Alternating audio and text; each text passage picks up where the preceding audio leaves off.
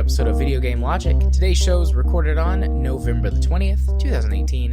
I'm your host, Gaming Psychologist, and with me, as always, the organizer himself. Caffeine Rage? I'm not sure if I'm that organized. Nah, you do the show notes. You said you had a bullet point list this week. It was the first thing that popped into my head, so I went with it. Anyways, on today's show, we will, of course, be discussing the games we have played over the last couple of weeks, since we needed to run a Franken episode last week. Fire Sale Episode 3, Return of the Walking Dead. Yes, we're talking about Telltale once again. Woo. Valve discontinues the Steam Link hardware. Star Citizen celebrates its anniversary and $200 million raised with a free week and new planet. Fallout 76. What a shit pile. We're gonna just talk about this for a little bit. We will have a mention of our community corner and our Steam weekly discovery queue. Timestamps will be in the show notes following their respective topics. Hello, Rage. What schmamps? I don't know how or why it came out that way, but it did. And it's okay. I just went with it. Maybe you had too much cheese. Maybe too much Monster. I'm on Monster number 4 today. Yeah, you need to lower the dosage. It was, maybe. Yeah, either lower the dosage or raise it so much that you hit that caffeine nirvana, that point where everything just kind of slows down before you crash, or your heart explodes. One of the two. I had two 16-ounce Monsters today, and then I had two of the, I think they're they're either 28 or 32 ounces. I don't know if you've seen them or not before, but they're the big ones with the pop top lids that you can actually screw back on. Are these the ones that come in the gallon drums? The 55-gallon drums? Yeah, something like that. Okay, dare I ask why you have to... how many ounces is this? That's a lot. Like a half a gallon worth of Monster energy drink today. Now, the question is, whenever you go to the bathroom, are you just going to bottle it and reuse it? Go full Bear Grylls, because you're going to be pissing Monster at this point. Yeah, I'm going to use that to, like gasoline. It's going to have so much octane in it. I also had coffee today. I had 2 cups of coffee today. I've had a really busy yesterday and today, and expect a very busy tomorrow. It's Thanksgiving here in the United States for our international listeners who might not be aware. Yeah, it's turkey killing day. So this week I had Thursday, or will have Thursday and Friday off. Time travel, recordings, ooh. But that means that I had to cram a week's worth of appointments into 3 days, and I'm slowly dying on the inside. Yeah, and that's, although I'm not sure if it's the appointments or the caffeine that's killing me. Well, I'm not hurting you much, so. But slowly dying on the inside, and this is before your family shows up. Yeah, I know. Which I'm not going to get into that. You know the story about what happened. I'm not going to talk about it on the podcast, though, because I honestly don't want to talk about it again. Well, I wasn't trying to lead in that story. It was more just a general, right? Oh, sweet baby Jesus. I just logged on and checked my schedule for tomorrow because I'm thinking about it. I have a cancellation. I get a lunch. I get a lunch tomorrow. I'm gonna block that off right now while I'm sitting here. Select activity, clinic activity, block. Executive time. Message, lunch. Show message to front desk. What? Yes, I'm doing work right now, giving myself a lunch. It's a miracle. It's a Christmas miracle. Or a Thanksgiving miracle. So you're not going to be twitching as much tomorrow from just having to sustain yourself on pure Monster energy. I'm going to take a nap tomorrow during that time. I'm the guy that has caffeine in his name, and I haven't drank nearly that much caffeine in the last, week. I have 2 coffees in the morning. And I was occasionally a cold brew coffee, which is like 1.5 mugs worth. Maybe that's why I hurt so much. Symptoms of caffeine overdose. poisoning overdose.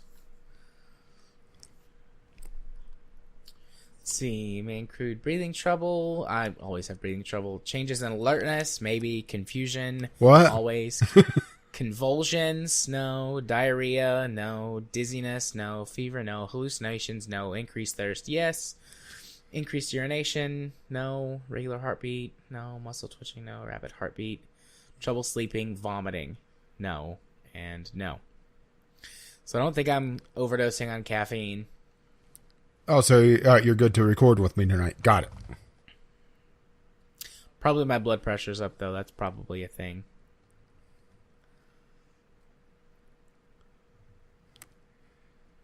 So, moving right along. Yeah, sure. Let's do that. That's after- enough about my addiction issues. I hadn't thought about it until just now, but I've had a lot of caffeine today. Yeah, I was sitting here, trying to do the math in my head and thinking, 30. This seems like a lot. This seems like an unhealthy amount of caffeine. And once again, this is coming from me. How much caffeine is in your energy drink? Let's figure this. I have to figure this out, and then we'll move on. Come on, WebMD. I'm just waiting for it to tell me cancer. Cancer is actually in your energy drink. Oh my god. I mean, cancer is the lupus of WebMD, right? Yeah. Why are these not in alphabetical order? That's stupid. Is it by caffeine dosage? No. Yes. From least to most. Well, You got me there. It was a fair guess, right? If it wasn't alphabetical, it's likely caffeine or sugar would have been my second guess. Right. 70 milligrams per 8 ounces. So, let's just... Where's my calculator here? Calculator. Okay, so 70 times... We'll just say a half gallon for easy. That's what, 64 ounces? For easy math. Oh, shit. 70 times 64. Oh. No, that's wrong. That's wrong. I did that wrong. Yeah, it was per 8, isn't it? Yeah, per 8. So that's 8 servings. 560 milligrams of caffeine. Well, according to the Mayo Clinic, the safe limit for most healthy adults is 400 milligrams. Plus, I had 2 cups of coffee, which per 8 ounces, I believe, are somewhere around like 100 milligrams of caffeine. So I'm at like 800 to 900 for the day. Plus, I had some Diet Coke earlier. There's caffeine in Diet Coke. Maybe 1,000. Let's just go for an easy 1,000. It's like 1,000 milligrams of caffeine for the day, guys. You're trying to go full John Henry and just have your heart explode, aren't you? Yeah. That is an excellent song. I don't know who sings it. The one I'm thinking of anyways. Well, it's like a hard rock song. I like this on Mayo Clinic. You drink more than 4 cups of coffee a day. You may want to cut back if you're drinking more than 4 cups of caffeinated coffee a day, or the equivalent, and you're experiencing this, the side effects such as migraines, insomnia, nervousness, irritability, and also known as my entire personality. That's the song I'm thinking of. I'll put the link to this, just like paste it somewhere, and you can fix it in the show notes. Just so anybody who's interested can look it up. Okay, anyways, now that we have bantered on... I mean, technically I drink more than 4 cups because I drink half a pot in my 2 mugs, but that's at the very beginning of the day. Yeah. Alrighty, so and that's enough about caffeine.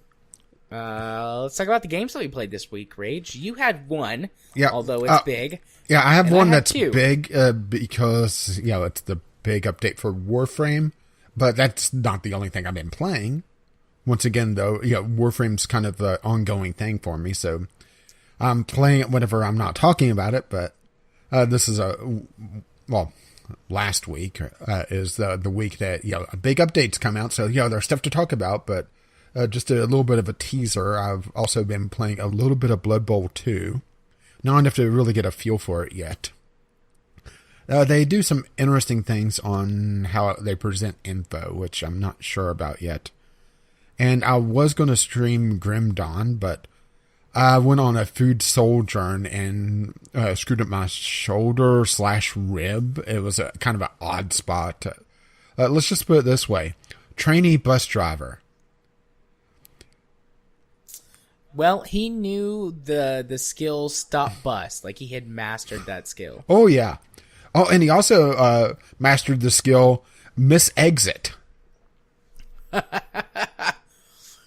No. I didn't tell you about that, did I? You did not. Yeah, the bus system here. We'll be sure to put the timestamp for this after my little sub-story.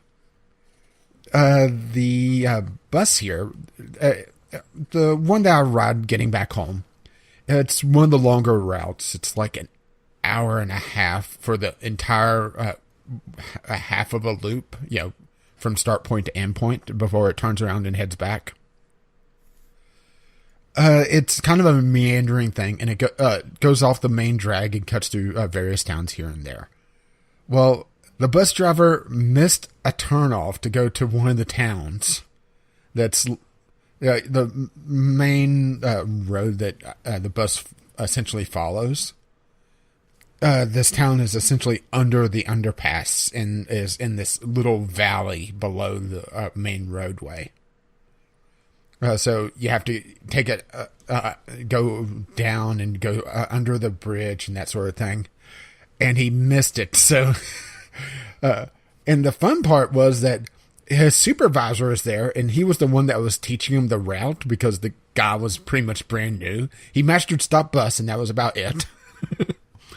And he was standing up in the front of the bus, holding on for dear life, because there was a couple times I was certain I was going to watch this guy fly through the windshield. All right. That should give you an idea of, what I was dealing with here.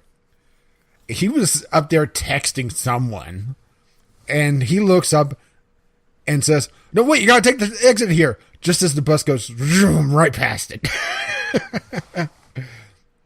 So thankfully, this town, where it's situated in this little valley, it has really two entrances. One on either side of the town. So they went in on the other side, went around through town, did this kind of half-assed U-turn past the main bus stop down there, and went back up and through. And it put them way behind schedule, and the bus was running late to begin with.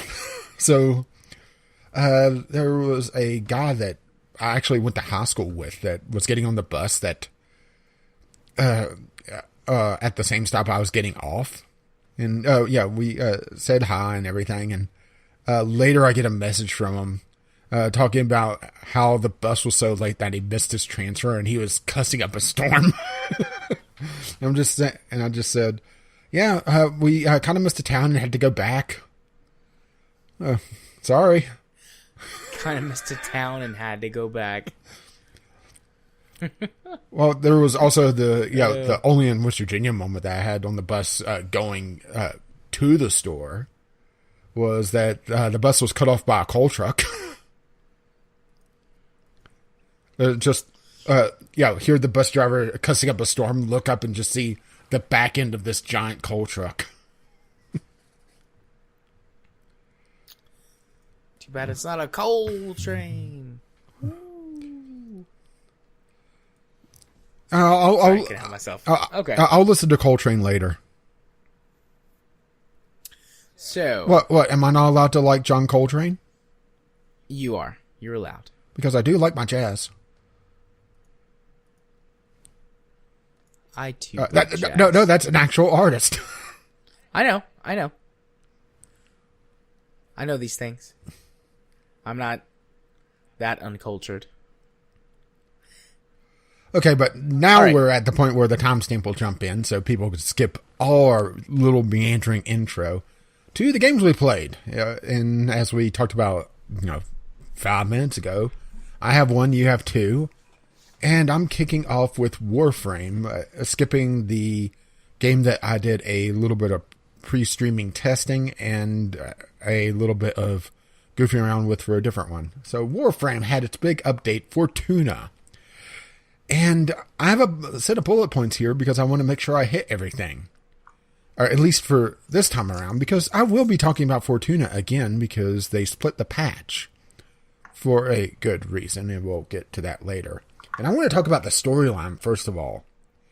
Warframe, it's not just a grinding mess, it does have a story, and the story for this update is fucking dark.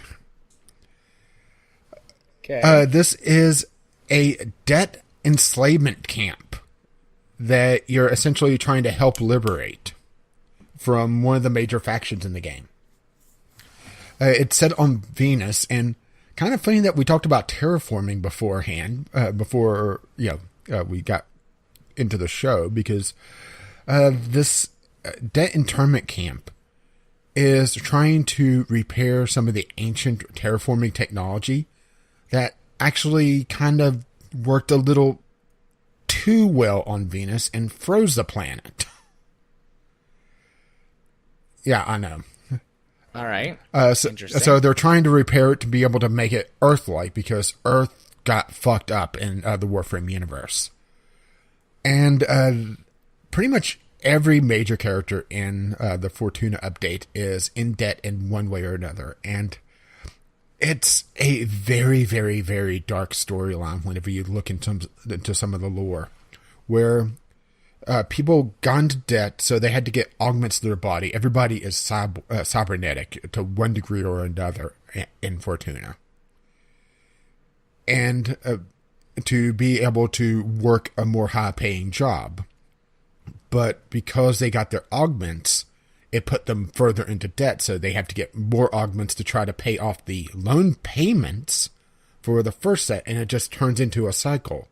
And that's not even getting into the people that inherited other people's debt. There was, in the ARG that was leading up to this, talking about a couple people that actually inherited their parents' debt when they were killed in an accident.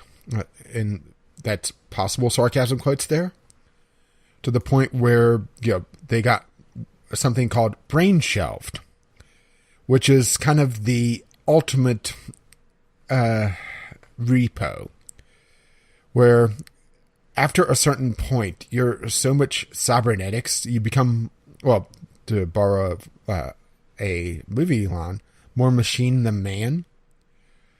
And whenever the corpus comes to repo, and there's not enough to keep you, alive, they'll brain shelve you, where they'll take your brain and, put it on a shelf and essentially hold you hostage for your family and friends to try to, make the minimum payments to get you out of cold storage. Fucking dark, huh? That is very dark. It's very, dystopian sci-fi. This is full-on cyberpunk. I mean, the main town, Fortuna itself, it looks cyberpunk. It has all the neon. It has everybody with cybernetics going around, and a rather earwormy chain gang song for the intro. I mean, it is dark as fuck, and I absolutely am amazed by the story by this. Yeah, the lure of it, and I want to know where they go with it. Yeah, and just talking about how the cycle going around where they're not able to do anything but the baseline payments because the corpus are essentially, it's kind of ties into my state's history where the coal mines here would, get people into debt themselves here and just, essentially turn them into a legalized form of slaves. The debt, the wage slaves. That's exactly what's happening here. And it's just done really well. And, well, for the gameplay overall, they've added a lot of option to this to be able to progress through the main, factions. There's 3 in this expansion. There's the Solaris United, which is essentially the main town, and all your vendors are tied to it. There's the Vox Solaris, which is the people's the underground resistance, which also happens to contain most of the people in the town, but the corpus doesn't know that. And then there's the Vent Kids, which is tied into the new mode of transit in this update, which I think you would really enjoy if you got around to playing it. Hoverboards. Are these the, I was going to say, are these the hoverboards you mentioned yesterday? Yeah, I mean, they're all very British sounding. Talking about leverage, getting the leverage on the corpus. Yeah. And the Mint Kids are just hilarious. A matter of fact, the top rank for the Vent Kids faction is called Logical. Nice. They just made up a bunch of weird phrases for them, which sounds very skate punk, cyberpunk-ish. So, yeah, it really ties in really nicely. I'm actually very impressed with how they handled this. Which, Warframe may be my blind spot. I don't know. I will admit that it is still grindy as hell, but because they added options to the grind, that you're able to kind of parse out where you put your focus. And they also went in and changed a lot of things. For example, they changed how pets work. In the game beforehand, you had sentinels, which are essentially just robotic companions that would hover over your shoulder. And you had kubros, which were dogs, and kavits, which were cats. And honestly, the kubros and the kavits were not exactly very useful because they lacked a loot pickup mechanic that the sentinels had. And also, there was a lot more useful mods for the sentinels than there were the kubros and the kavits. Well, in this expansion, they balanced that out. They added a loot pickup mechanic for the non-robotic pets, is what they are calling them now. And they added a lot of different mods to be able to make them a lot more useful. And I'm seeing a lot more people use the biological pets, which before, they did a rundown of all the companions people were using in one of the dev streams. It was like all the sentinels, and then they started getting to like the most popular kubros, which was just they were very upset at how it was shaking down, and they wanted to change it, and they did, and it was for the best. And they also added a new set of pets, or a new pet type, I should say, boas, which is their first modular pet. They've had a modular weapons before, called Zaws in the first major open world expansion. In this, there's 2 modular systems. There's kit guns and the boa pets, which work kind of the same way, where each of the vendors, Legs, which is this pretty much full cybernetic guy that was actually repoed in the opening storyline, and they actually ripped his legs or ripped his arms off, so he's just a pair of he has a pair of legs and that's it. Okay. And I'm blanking on the other woman that sells the kit guns, her name, but she's her cybernetics is kind of fried, so she's actually hearing voices, and it's coming off a little schizophrenic. The characters are a lot more colorful this time around.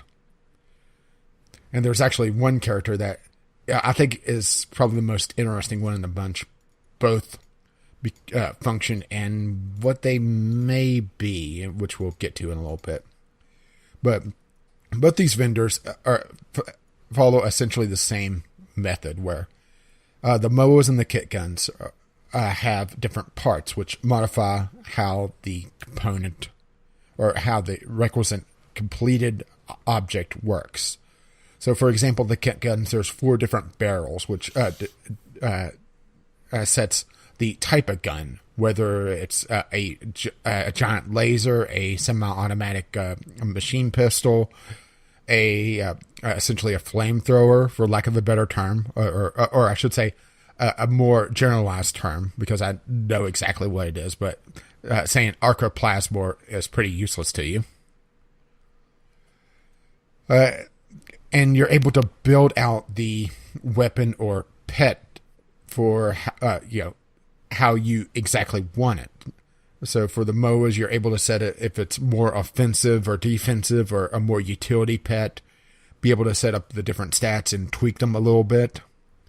And it's a very in-depth system that offers itself to a lot of min-maxing if you really want to get into the nitty-gritty. But if you're really caring about what's the best, there's probably going to be 2 or 3 different kit guns that are considered the best.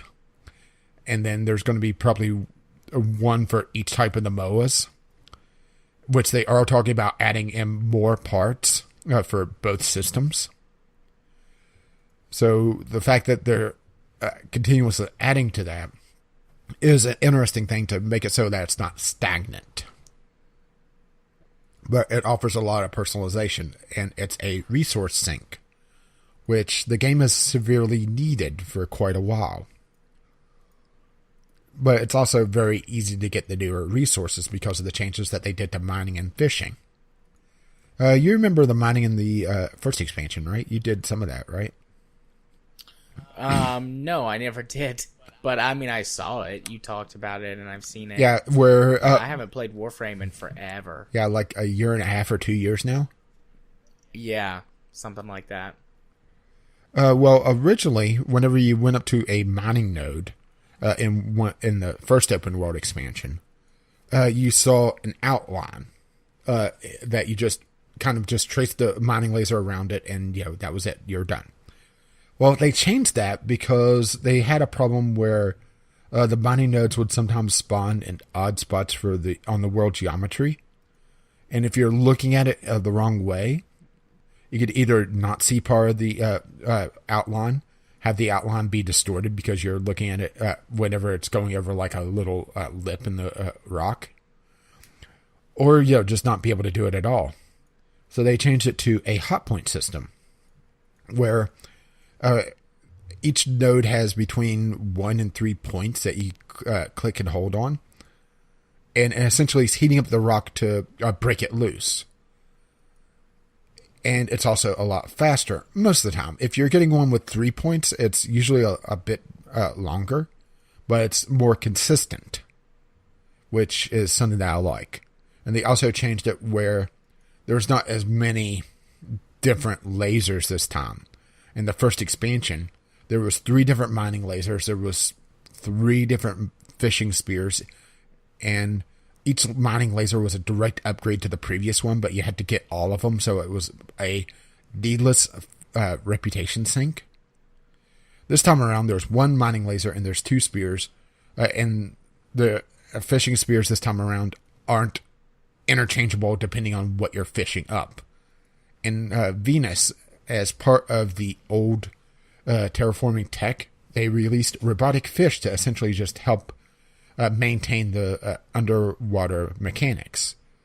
Well, because people are so in debt and are so destitute, they're taking some of the extra fish that are out there because they self-reproduce, because of course they do, right?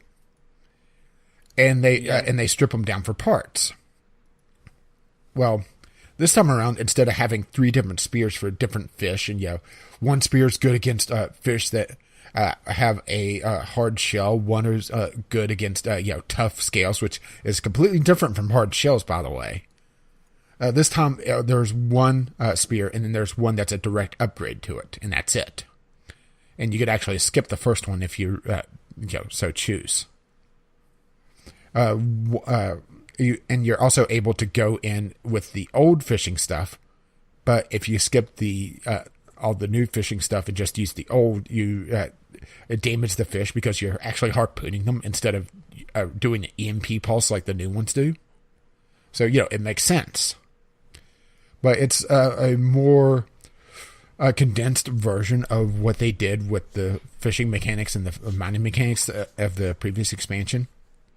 Which for once is for the better, Because usually I don't like it when they overly simplify things, but it makes a lot more sense because there was a lot of times that, trying to figure out what spear to use, was guesswork at best. So it was a needless complexity that added really nothing to the mechanic. And and the upgraded spear, what it does is that whenever it sends out the EMP pulse, it will stun nearby fish. So there's a chance that if something else gets caught in the EMP pulse, it makes it a lot easier to hit. So you could chain them together.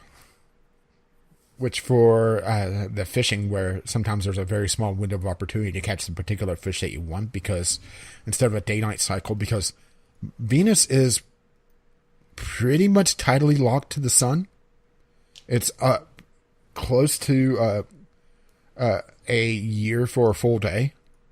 Tidally locked is the improper term, but it has a very slow rotational period.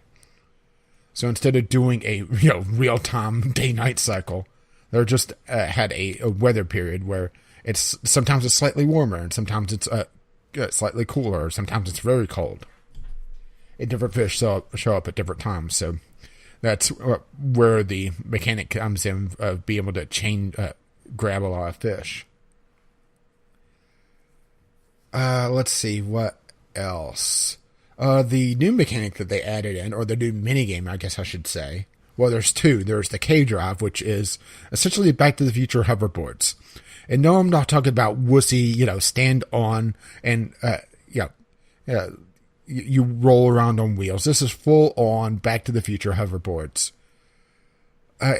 With a jet set radio-like trick system added in to actually grind up the rep. This time quite literally, because you're grinding on pipes, you're doing flips and tricks. And the K-Drives are moddable because they're full-on vehicles. And one of the mods I have, for example, whenever you dismount, instead of just desmounting, the K-Drive will just drive off. Pretty much all the time it does that. But if you have a mod on it, it can actually do damage to enemies that it hits. So I've taken up essentially bowling. Come up behind something that doesn't see me coming, dismount, and just bowl something over, and either kills it outright or just really damages it, which is always amusing. But the Vent Kids rep that's tied to is really easy to grind up. It's just, it can be passive if you really want it to be, but I gotta be honest that the K-Drives, they're both the best and the worst part of this expansion because they don't make a lot of sense. Orb Verlaus, which is the open world, what the open world is called, is a very mountainous region. And you have access to the previous vehicle. Well, I should say the ability to use the vehicle they had before, the Arcwing, which is flying in a mountainous area compared to a hoverboard. The hoverboard does still have its place, of course, but it's not as useful as I think they would have expected it to be. Maybe once you hit max rank, which I'm not quite there yet. I think I'm about 4 or 5 days away from maxing out on both of the Solaris United and the Vent Kids reps. that once you fully mod out the K drive, it's a lot more useful. But honestly, just see it as either goofing around or for short range transportation. It's not going all the way across the map. It's far too slow for that. But it's fun. It's a lot of fun, actually. Takes a little bit of getting used to, but once you get get the hang of it, it's a hell of a ride. And the other kind of mini game that they added is hunting.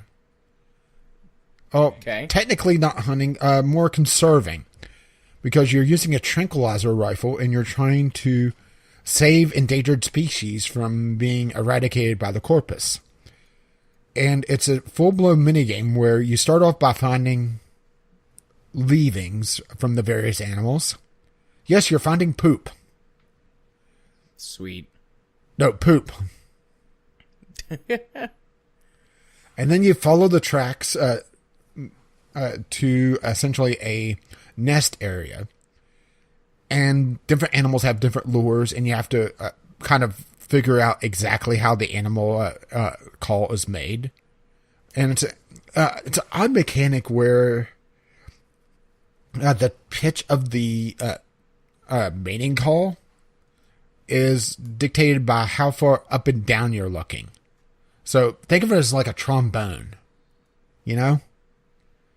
Okay. And sometimes they'll reply, and you have to answer them. Thankfully, they show the proper area to be able to reply on the meter itself in game, and you don't have to do it by ear. Otherwise, that would be horrendous. But anyway, after you track to their nest and then you do the mating call, the animal shows up and you have to tranquilize them. Which is a trank gun that you're given, or that you could, you're not given, you buy it, but it's pretty cheap. But it's another way to build up your reputation. And that between that, the mining, which is also reputation for gems, debt bonds, which I haven't gotten to yet, doing bounties, which is a lot easier to do since they put in a way to start other bounties without going back into town itself. There's a lot of options here, and that's made the grind feel less, grindy. Oh, and I should say that the hunting mechanic, I haven't gotten it yet. I haven't spent enough time on it because you pretty much have to have a dedicated stealth warframe to be able to do them, because they get spooked. Because they're endangered species. Of course, they're going to be spooked, right? If you capture 5 of them, you could trade in the tags that you're given for floofs, which is stuffed animals. Okay. That you can put in your landing craft as cosmetics. And people have gone fucking insane with these. This is the screenshot I sent you. Remember the one with the council of floofs? Yeah. That's what that is. That's the reward for hunting. Nice. And it's pretty grindable. I'm all about that. It's pretty easy to do. And it's a pretty decent reputation as well, if I recall correctly. And also it depends on how well you do it, because if you do a perfect one where they don't get spooked at all, you get a lot more depending on if you startled them and they start running off and you're just tagging them as they're running. But depending on the species, you have a chance to get 2 or 3 captures in one go. So it's pretty easy to get the floofs if you dedicate a little bit of time to it, but I just haven't dedicated the time to it. I just got kind of gotten my feet wet with the hunting. But yeah, people have gone insane with stuffed animal hunting. And they're adding more, of course, because that's the thing, is that this update, this is part 1 of the update. They've purposely split this update into 2 parts to partly, get it out a little bit sooner and to be able to polish the base systems before throwing in the big boss fights. And also to, not have the grind be so crazy where you're having to grind up to get a particular thing to be able to get the boss fights, if the previous open world expansion is anything to go by, because there are certain giant spider-like enemies that are the size of houses. I sent you a screenshot of that as well, so you know what I'm talking about. Yeah. I mean, these are big son of bitches. And they're completely invulnerable right now, so, yeah, there's going to be, like, some mechanic that makes them vulnerable or something that you get through one of the reputations or something like that that will make them killable, but they're not killable yet. That's going to be part 2, as well as advancing the storyline. But, yeah, it's a very, very interesting way to do the update, where they've split it like this. But it also shows that they learned a lot of lessons from the previous open world expansion. The Plains of Alaris. Because, having the fishing be both simplified and not, because they also changed the mechanic of how it works. It's not just an instant catch. You have to do a little bit of a timing thing there as well, like they have in the mining. Have it where the mining laser also, there's only one of them, and it's a direct upgrade, so, you could skip all the previous grinding on that. They've definitely shown, they've done their homework. They've improved a lot of systems. And speaking of improving systems, I haven't talked about Ticker yet. Ticker is, to me, the most interesting character in this. All right? A masculine voice, but she constantly refers to herself as she. So either her voice module is malfunctioning, all right? She couldn't afford a female voice, which is a possibility. Or we're talking a full-on transgendered character here as a primary, not quest giver, but a primary character, which is, really interesting. And I'm pretty sure this character is also a big David Bowie reference, because she's constantly calling you Stardust. And talking about herself in the third person. And is very flamboyant. Which is, another thing that makes me kind of lean towards the more transgendered route. But Ticker is also a very important NPC, because she is also a big resource sink. The problem with a looter shooter is that eventually you have too much loot. I think that's a fair thing to say, right? Yeah. Especially resources. Where the very basic resources, you're eventually going to have so much of it that, you just don't care anymore. Oh, I got scrap metal. I got, I'm trying to think of another very basic material now, and they're so basic now that, I don't care anymore that they show up. Well, Ticker has the debt bonds, which are can be turned in for rep as well, but they're also what you get in the bounties that's required to level up to the next tier of the reputation, of the central reputation, I should say, is these debt bonds, and there's 5 different types. Well, Ticker has debts that show up in her inventory. Essentially just randomized, little NPCs that it gives you a little bit of history of, and you're able to buy these debt bonds, but also sink some of these, absolutely absurd amount of back resources into, to be able to, burn some of this massive catalog that you have, to skip some of the grind. Once again, making a very grindy game slightly less grindy, and also giving a way for the veterans of the game to get past the opening sequence, so you can get to the more challenging bits a lot sooner. Because the way the debt bonds are set up, you have to essentially go through the bounties in sequence. The very lowest tier has the debt bonds that you need to get up to rank 2. The rank 2 bounties has enough debt bonds, or the type of debt bonds to get up to rank 3, and so on.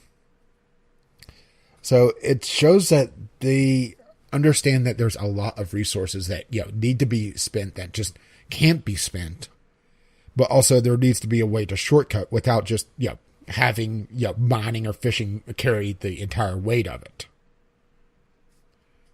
So having a secondary way to get past the randomness that bounties have, especially since they made the debt bonds themselves a part of the reward table, so otherwise you would be relying on the RNG itself as a shortcut for veterans, but also a way to kind of smooth out bad luck. So Tigger is a very, very interesting character in that, and like I said, both regards, both the character herself and also just the function that she serves. And I think that's all my bullet points. I didn't talk about the open world itself. They did drop the randomized incursions that they called them on the planes, where if you're on the open world, it just pops up a mission that you could accept for an additional thing. Instead, they just allowed you to pick up another bounty and go off on another chain of missions instead, which is nice. They added a couple more varieties of mission types. They added a spy mission, which I have to say is my least favorite out of their group, but it's mostly because I don't do sneaky stabby stuff. I'm more in your face and shoot you with a goddamn shotgun, right? Yeah, you tend to, if you still play the same way you used to, get all up in their face. Yeah, I'm the more tanky type, so yeah. So the spy missions obviously wouldn't be my favorite, but I do understand that people do enjoy them. There's missions where you have to protect excavators. That's a baseline mission as well, but it's a lot more interesting because you have to protect two at once. So it's not quite as a point defense system as it was before. It requires a lot more fluid movement and a lot more on your feet defensive posturing. Oh, and all the bounties also have a bonus objective. Well, that's something I forgot to mention. Where, as you do the bounties, the first bounty on the reset, and the resets are like 2 hours long, will give reputation. And if you replay them, you're just playing them for the loot. But each bounty also has a bonus objective for each of the missions. So let's say, I get a mission that requires me to loot so much credits, the baseline money of the game, which is one of the new mission types as well. Well, if I meet the bonus objective, which is, I think for that one, it's just, get the total amount of credits before the timer runs out. Otherwise, it just says, well, we got enough to be able to get the guy that we're trying to scare out of hiding and blah, blah, blah. It gives you a bonus objective, which gives you more reputation. And if you get all the bonus objectives on the entire quest chain, you get a bigger bonus objective at the end, or a bonus to your rep. But also you get a secondary pull from the entire loot table. Once again, okay, they're adding more randomness to it, but more pulls from the same table kind of evens out bad luck. So you can see, where they've definitely learned that, they need to try to even out some of the randomness of the game by adding more randomness, right? Yep. Sounds like Hearthstone. Yeah, but let's fix the randomness with more randomness. Yeah, but I don't have to sell a kidney to enjoy myself. So there is that. Fair play. But yeah, overall, I've been really enjoying myself. Getting the Vent Kids rep is, 15, 20 minutes of just grinding back and forth on a couple pipes. And it's also given me a chance to really get a feel for how the K drives work. So it is technically grinding on a grind, but it's also, a good learning experience for it. But I think they really meant that to be a more passive reputation. You just do a couple tricks as you're going to the next objective. But honestly, most people just use the arc wings, so it feels a little bit wasteful unless you're just doing it as a goof while you're solo. The main faction, as just because there's so many options, I don't have to do all the bounties in order to have enough rep to meet my cap for the day, which that is something that all the reputations in the game, no matter new or old, have a certain amount of reputation that you can gain per day, and it's tied to your overall account level, your mastery level. So veterans are able to play a lot more and get a little bit more progression, but they're also the ones that are able to get into the late game stuff to be able to actually progress. So, it's kind of a balance there, huh? Yeah. But this also has the side problem that the first expansion had, where it's a kind of a side route to the main progression list, where you get to Fortuna actually pretty damn early. It's not nearly as early as the first expansion, but it's pretty damn close. I would say the first couple hours you'd be able to access it.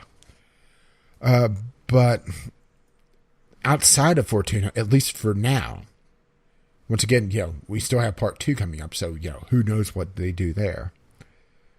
Everything is kind of self-contained, which was a problem in the previous expansion, but now it's not so much in the previous expansion because a lot of the things from there could also be used in the new expansion. So, maybe as they do all these open world expansions, it's going to become a little bit of a side game or a little bit of a side area to play in as well, where they kind of all interconnected to their own progression chain. So maybe it's a little, it feels almost like it's criticizing a system that's not fully implemented yet. I mean, granted, I'll still criticize it that, all the mining stuff is pretty much just rip or the dedicated items in that area. And if you're wanting to do, build all the warframes or all the weapons or whatever, going to mine does nothing for you because you need different resources. So that is a problem. I would like to see a character like Ticker in one of the more generalized areas that allows trading resource for resource. Especially some of the Plains resources and some of the Fortuna resources, where you're able to get some of the resources that are in these dedicated little offshoots, offshoots from the progression list. And sorry, my voice is starting to get a little bit off because I've been talking for nearly an hour now. Mm-hmm. You have, indeed. But be able to take some of these cut off resources and bring them into the more generalized stuff, particularly with some of the more difficult to get resources. The argon crystals, which are have a decay mechanic built into them, so you can't stockpile them. Some of the more other rare resources like oxium, that sort of thing, where it's tougher to get. It's not impossible to stockpile, but it's tougher to have a big stockpile of. That's a mechanic I'd like to see. I'd like to see, since the K drives aren't quite as crazy as the Arcwings, be able to use them in the non-open world areas, because there's some maps that it would actually make use of, because there's a big enough open area. And hell, even some of the corridor shooter areas, be able to tear down that in a K drive would be hilarious. So I do have criticisms of it, but it feels like they're very minor, and I've been really enjoying myself with this expansion. Any questions? I think I've covered all my bullet points. Nope. I think that you have covered quite a bit. Hey, look at it this way. It'll be really good for whenever you talk to your patients that play Warframe. Because now you know what. Yeah. Now you know at least a fair bit about Fortuna. Yeah, I do. Only thing I really can't. A couple of clients who do play Warframe. Only thing I really can't talk about is the kick guns, because I haven't really dove into that system yet. But that's really, if you don't min max, it's what you feel like. Do you want something that's full on crit? Do you want something that's full on status chance, or do you want something in between? And same aspect for reload speed. Do you want something that hits harder, or do you want something that reloads faster or has a bigger clip, or something in between? Do you want to give up a little bit of damage to be able to reload slightly faster? Well, you have an option for that. And speaking of options, sure. Does that mean it's my turn? That's not like a... Yeah, wake up. That's not like the best segue ever. The Hearthstone comment would have been a better segue into my first game, which is a CCG, much as Hearthstone is. Shadowverse CCG. So Shadowverse has been around for a couple of years now. I don't know if it started off as a mobile game or if it has since become a mobile game and that's sort of taken over like the interface.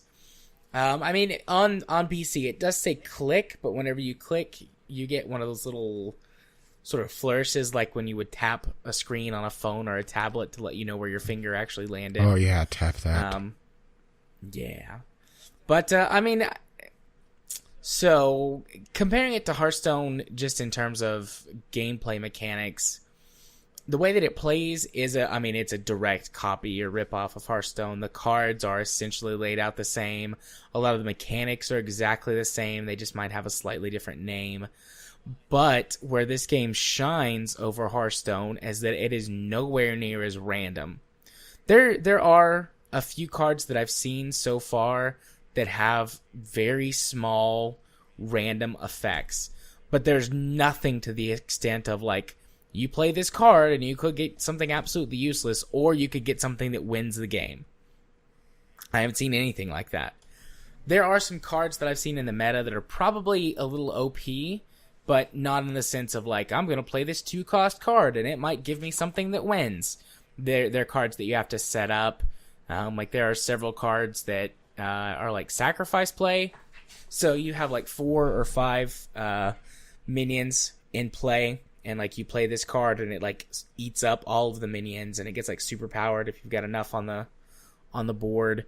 But it's kind of risky, like, you know, can you keep enough minions on the board that long? Do you play a bunch of weak ones to make it happen, or do you eat up a bunch of strong cards? So depending on how you set it up, it could be more OP or not. Now there are shitloads of cards in this game and lots of heroes. There are 10 base heroes. There are multiple sort of purchasable heroes. You can purchase them with in-game currency, which you can earn very slowly over time.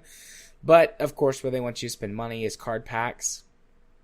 I haven't completed all of the single player yet. In fact, I haven't even completed a single player campaign. Each of the main characters, so you know, the 10 main characters each have a full-blown single-player campaign that, by the end of it, rewards you with a bunch of stuff for that particular hero.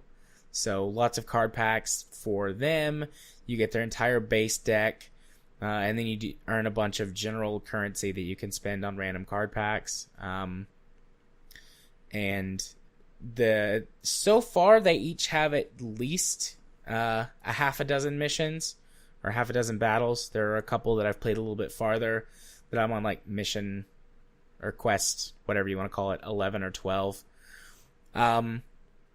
They all start out fairly easy. The first 2 or 3 effectively could be used as a tutorial. But after that, they ramp up in difficulty. You'll get occasional spikes that are, you know, boss battle fights that are pretty tough. But so far, at least on the single-player campaign, I haven't really felt the need to buy anything extra beyond what the game gives me. For the most part, honestly, like the basic default deck can get you most of the way through.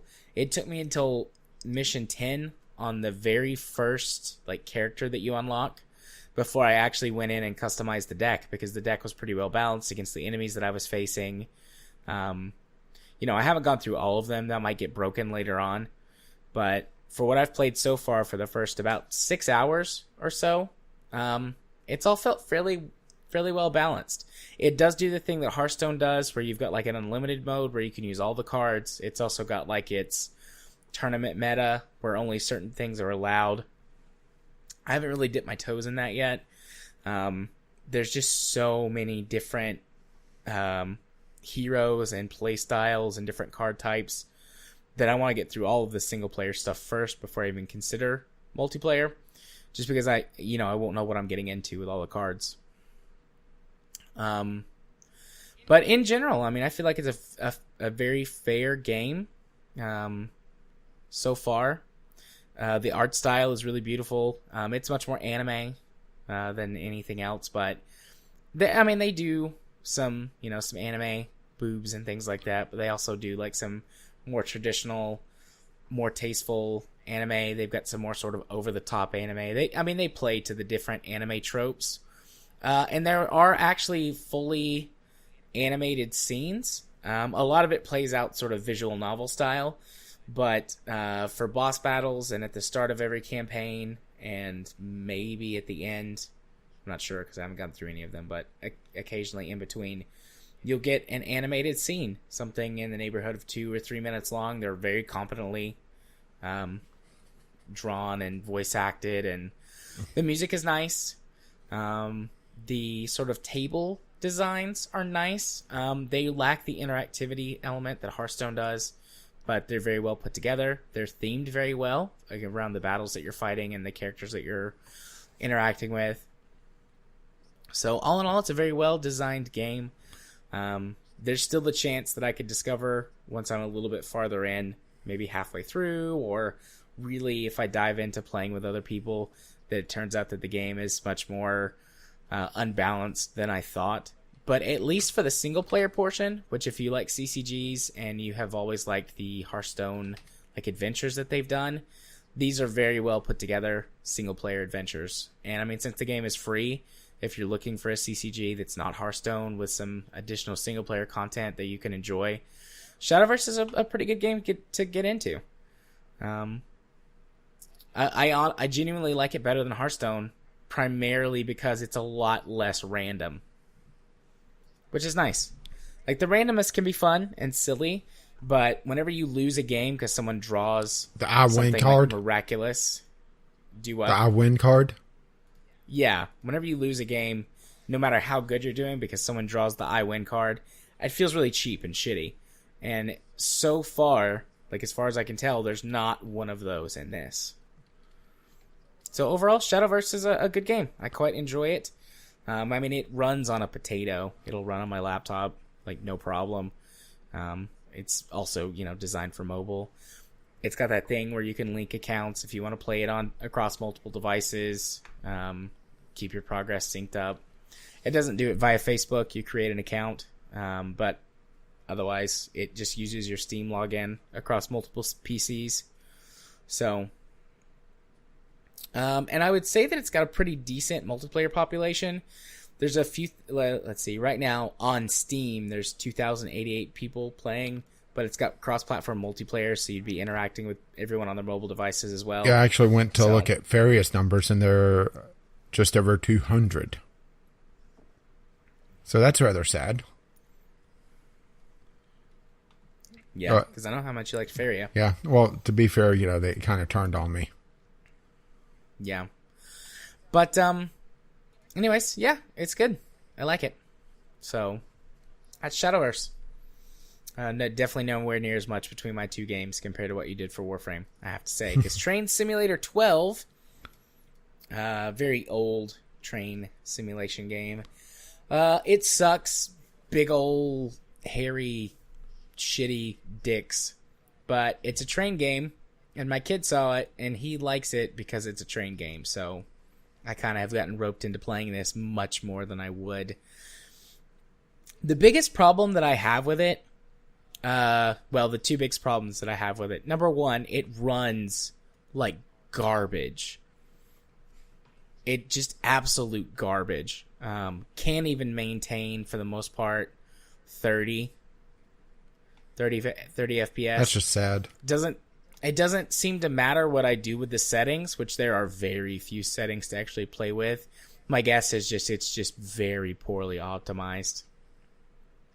And then it's very clunky to control. Which, honestly, I think I could forgive the clunkiness if it wasn't freezing every 10 seconds whenever I tried to interact with it and do something. There's a lot here. There are some pretty good creation tools. There's a ton of mod support for this game. There are tons and tons of free train packs and other vehicle packs and sort of sandbox you can go and play in and create very complicated train layouts. And that's pretty cool, but it runs like ass. So it's not fun to play because I just am constantly frustrated. And my kid's like, wow, look at that. Let's go drive the coal train. It's like, okay, we'll go drive the coal train. Wow, let's go drive the passenger train. All right, we'll go drive the passenger train. We'll just wait, 30 seconds for the game to decide what it wants to do. Derailment. You can do that. It's fun to crash trains into each other for like once. It takes like an hour to set it up because of how terrible everything runs. But and then you get to go full Gomez Adams. Yeah, yeah. But I mean, it's like any of these other train simulator games. If you've ever played it, like there's a dozen or so pre-built scenarios and routes that you can run that have various rules that you have to follow. You can go to a sandbox mode for each level, which lets you like drop in trains at will and drive them around. Or you can just completely go and create a new map. But it's bad. It's real bad. Supposedly it's got multiplayer, but that's completely non-functioning and offline. They advertise it on the main store page, but every time I've looked at it, there's never been any way to connect to the games. It's a Thorn of Lies. Yeah. So, I mean, and even if it did still work, I would imagine it's terrible. And I only have the base game. I don't have all $148 worth of DLC for this thing. 148? Amateur hour. I know. There's other train games that have way more DLC. And actually run better. Train Sim World? Train Sim World has got, like, last time I checked, $300 worth of DLC. But 300? No, that's not the one I'm thinking of. I think this is no. I need to make sure I have the right one. Train Simulator is the one that's Trainz Simulator 2019. Yeah, they just up. But oh God, sweet mother of God! You never seen this? I haven't seen its new total. Last time I looked at it, it only had like $1,900 worth of DLC. It's up to almost $8,500 if you wanted to buy everything for Trainz Simulator 2019. Which was, when I bought it, I think it was Trainz Simulator 2015. Yeah, but they just like changed. They update it, but they also give you the new version. Yeah. But yeah, with all the DLC, can't blame you, right? Or blame them, right? Yeah. I've got some of the DLC. I think whenever I purchased it, it was all part of like a bundle. I have like, I think $100 worth of DLC for this game. I don't know how much I paid for it. Not $100. Does the DLC transfer over to the new versions? Yeah, it does. Okay, well that's nice. Every once in a while, I reinstall this, and King and I will play it. Try to get them on a good train simulator. Yeah. No, I want to play the bad one. Yeah, he really wants to play the bad one, and it really sucks. There's apparently a more modern version of this Trainz. It's Trainz with a Z, so you know it's cool, right? Yeah, it's Extreme Trainz. It's edgy. There's a more modern one. If you go so fast, you're able to do multi-track drifting. But, yeah, there's a more modern one apparently, but it looks like it sucks too based on reviews and stuff for it, so I don't know. Maybe someday I might buy it if it's ever really cheap. But these very rarely actually get cheap. Because it's like the hardcore audience that wants it will pay whatever. Will pay $8,500.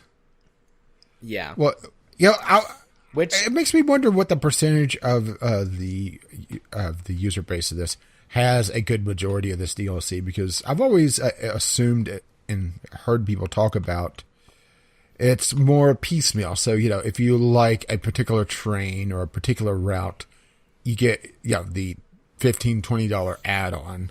or you get the scenarios, which are $5 to $10 a pop, or the scenario packs, I should say. And it's that instead of buying $8,500 worth of DLC. Yeah, or it could be which makes it a lot more reasonable to me. Yeah,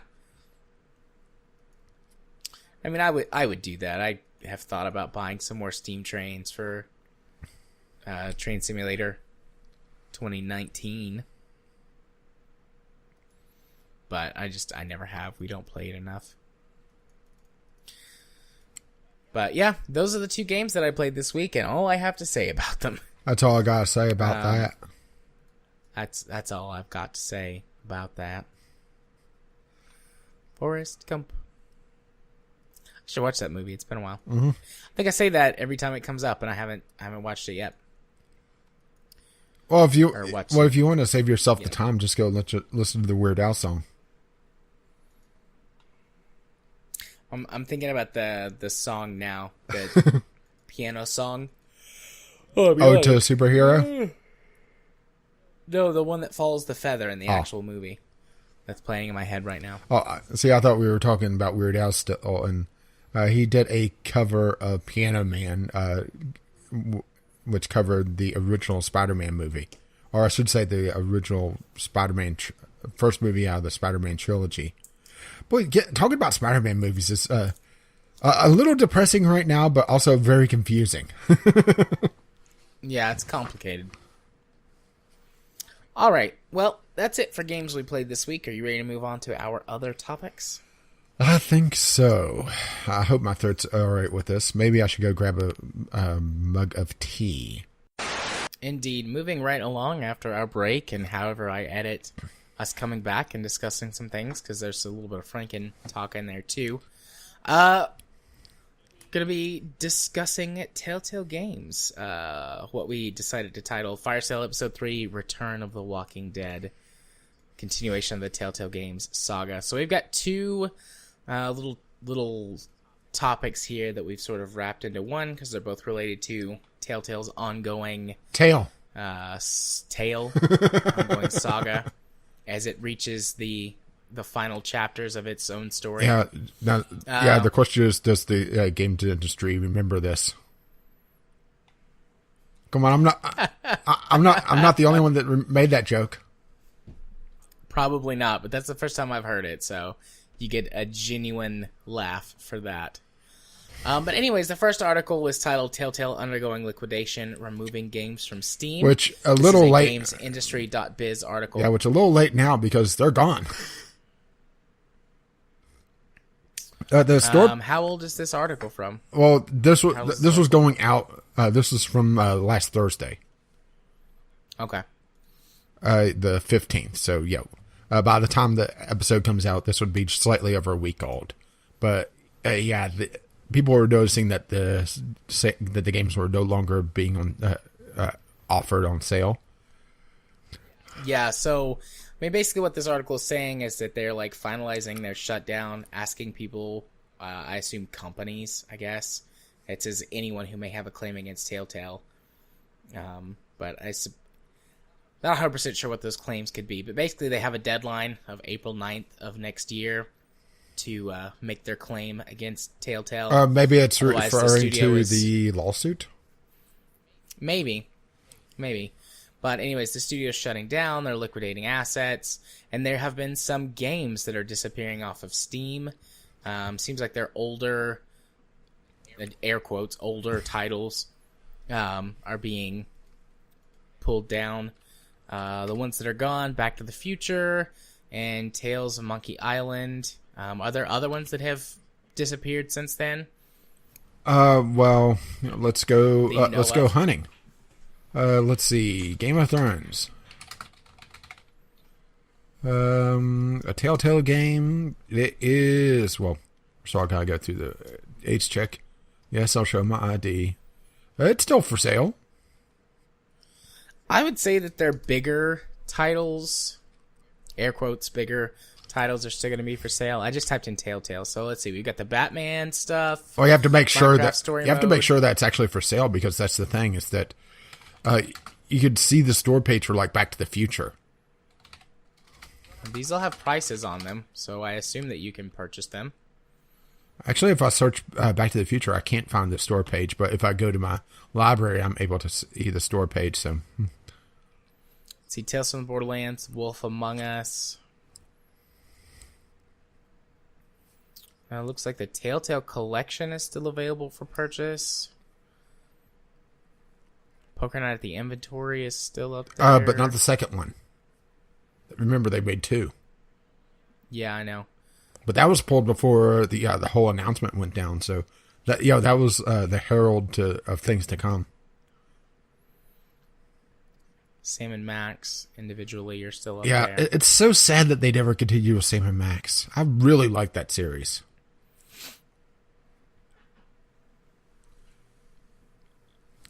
But that was more during their point and click era. It makes me wonder if they would have fared better in the long run if they continued with point and click. That would be an interesting, just general discussion. What would have happened if Telltale never became the Telltale? Because we kept talking about how it became a very formulaic system, and point and click, of course, also has its formula, but it's naturally more varied because it's set around that particular universe or that particular theme of the game. While Telltale's formula for their storytelling basically became just copy and paste towards the end. Do you think they would have had a more long-lasting success if they never did The Walking Dead and they stuck with point and click? So they remained a smaller company, but they never went full balloon and just inflated too fast. It's an interesting thought experiment, huh? Because The Walking Dead was really, both their success and downfall.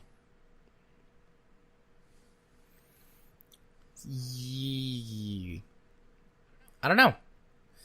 Possibly, but point and clicks are nowhere near as popular as they were 10, 20 years ago. True, So but it's a hard call to so make. is the Telltale style of gameplay. The only game I'm really seeing a lot of press about is Life is Strange, that now series. Even though I'm a little concerned that they're going to fall down the Telltale path where it becomes derivative, but so far it doesn't seem like they're doing that. And then there's a couple others. I've seen The Council, which is similar, or a similar idea, but not quite the same. And that's one I've seen a lot of buzz about. But more narrative-driven, very limited gameplay. Yeah, it's also fallen out of favor. You can no longer... Speaking of The Walking Dead, you cannot purchase the Telltale Walking Dead games on Steam. They're gone. At least not that I can find. Looks like the TV show's on there, but that's the only thing that's coming up for the seasons. There's a couple of other Walking Dead games, but not Telltale's games. It's kind of funny. I type in Walking Dead.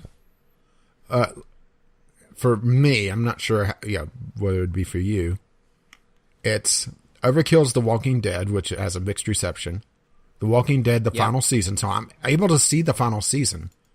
But but it doesn't have a price on it, does it? No, it doesn't have a price. So that's the demo. It's just the demo. Yeah, okay.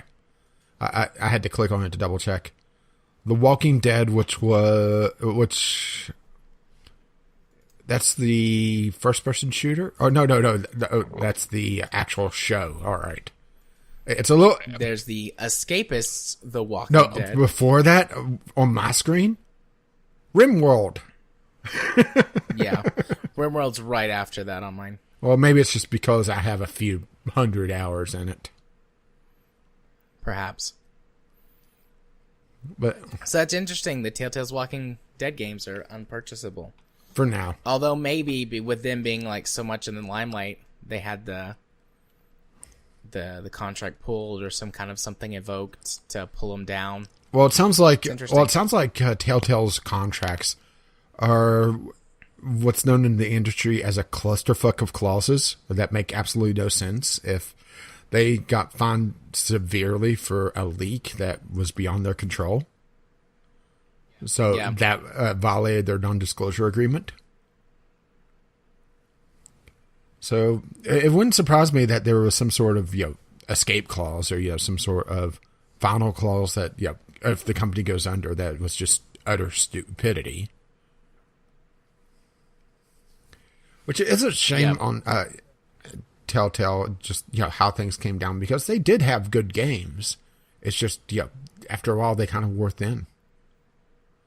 And they also seem to really target very niche audiences. That's also another interesting thought experiment. What if they ever went with their own IP, where they didn't have to pay all the licensing fees and had to be beholden to the suits in the studios, if they were able to do their own thing? Yeah, but that would have taken too much effort. Yeah, true. It would have required a second writer. It would have required a writer that isn't just copy-paste script. Speaking of The Walking Dead, though, that's a good segue to sort of the second part of this, which is Skybound gives its update on The Walking Dead, the final season. The gist of this article is that Skybound, or Skybound Games, the people who bought the rights or received the rights, or clusterfuck of clauses, how this exactly worked out. Wasn't this a company that is in contact with the original rights holder? I think they're the same company that owns the rights to the comic books. I think. So, yeah. I think they're the original rights holders of the stuff from the comic books or the graphic novels, or however you want to look at that. But anyways, what they did was they came out and said that they'd hired a whole bunch of the devs from Telltale that were working on the game to come in and basically finish it, at least what was already in production. They've stated that if you purchased a season pass or something like that, you're going to be able to get it from your original download location. Otherwise, you can get it separately if you're buying them one episode at a time. The worst part about this is they're talking about how you may not be able to back purchase the previous seasons. Yeah. That's a little troubling because it's an overarching story. Yeah. I have mine's all spread out with the ones that I have. I have season 1 on Xbox and I've got season 2 on Steam. I don't have any of the little in-between episodes.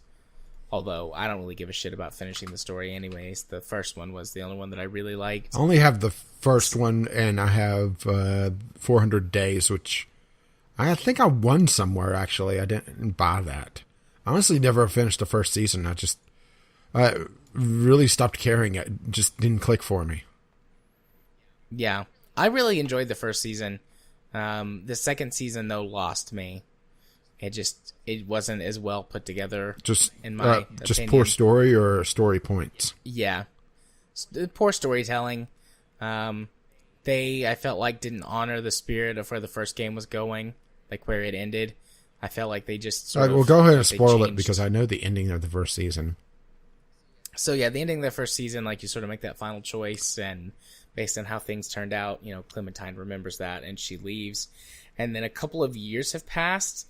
And Clementine has, I think what they were going for is she's had to grow up very fast in this hard world. But instead of being the sort of kind-hearted person she was before, but with just a more gruff exterior, it's she's a 9-year-old badass. And it's no, this is not the story that I wanted you to tell. And the characters in the second game are nowhere near as good as they were in the first. There are a couple of characters that come over from the first game into the second one, but it seems like they completely ignore any choices that you made, despite the fact that it pulls save game info from your first one if you've got them on the same platform or have it connected through Telltale's whatever it was. So they just didn't I don't feel like they honored the characters. And where the second game ends up is Clementine is once again alone. But there's two choices. Either you could take her to a place where that, like a new sort of city that's forming, and you can have her go into that city, or you can have her leave and be with one of the characters from the other game. Well, of course, it doesn't make game. her look a difference, right? But it doesn't matter, yeah. Like, it apparently that didn't carry forward at all into season 3, so just like it wasn't. Well, there was a giant time skip between season 2 and season 3, isn't there? Yeah, she's like a teenager in season 3, so like 4, 5, 6 years, somewhere in there. I don't remember exactly how old she is in season 2, but it's something like 9 or 10 years old, because she's like a really little girl in season 1, like 6 or 7. Yeah. So a little bit of time passes. But anyways, yeah, it's good to hear that they, Skybound is going to at least do their best to finish it, that they hired on as many previous team members as they could. Yeah, it's really shitty, the situation that the devs ended up in. Yeah, it is. But I'm really glad for both the people invested in the game's development, at least the ones they were able to bring on, and then the players who are interested in how the game story ends are hopefully going to be able to get what they wanted. So, there's a link here. Maybe this says exactly what games have been delisted. Oh, the Jurassic Park game's gone. But did people actually notice that? Well, I didn't notice it until just now. I liked the Jurassic Park game though. Like, it's a good like B movie sort of game. There's dozens of us. Dozens. The Jurassic Park game was, I think, the one everybody always forgets about. That's the Curly Joe. Yeah. It looks like GOG still has them. According to this article from TechRaptor, GOG still has them. Oh, GOG still got the season 1 and 2 of The Walking Dead. And of course, since GOG sold the Telltale games, it's a lot easier to sail the high seas. I mean, in this case, I think it's justified, don't you? Yeah, I think so too.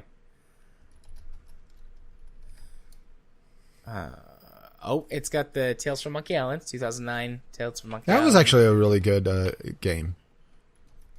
I didn't have the backstory for it because I never played the originals. I actually went back and played the first Tales from Monkey Island.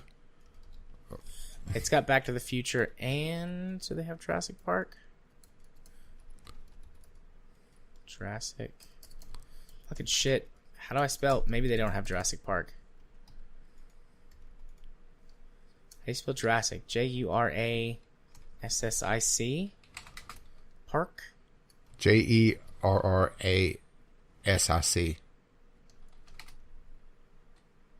I think. No, JUR, sorry. I was starting to type and then Google suggested JAR. So. All right, they don't have Jurassic Park. So nobody's got Jurassic Park anymore. Maybe that's not true. Maybe somebody has it. Weird Al does. GOG and Steam both don't have it. Hey, it's one of his best songs.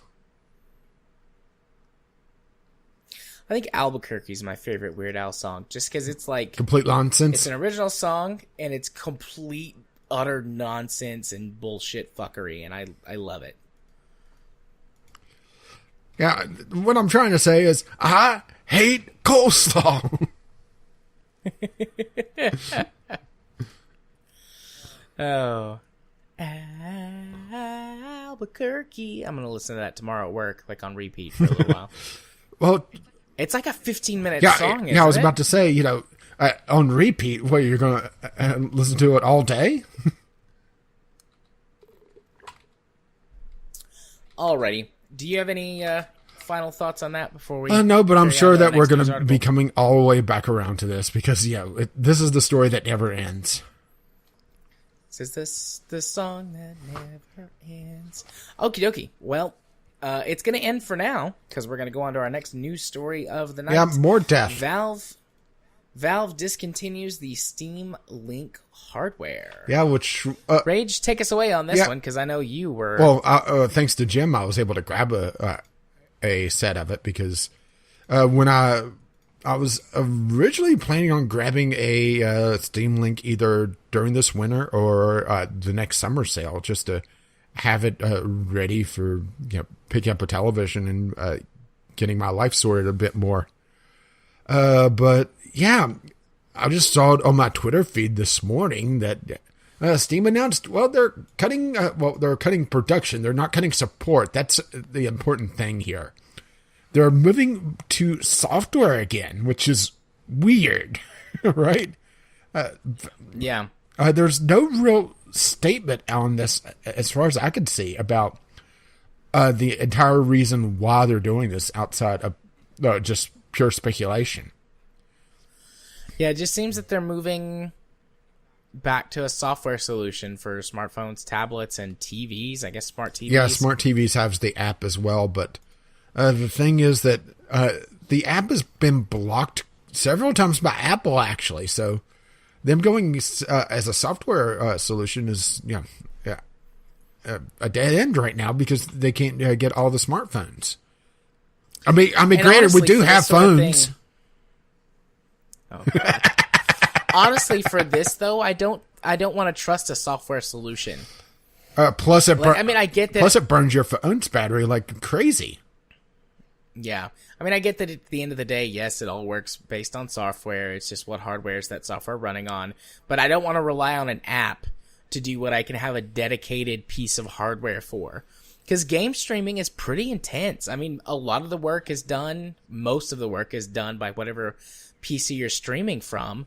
But the Steam Link itself did a small amount of processing on board. It did a little bit more than just decoding the signal and putting it up. Well, on the it was TV. also a remote control. It was sending controls back.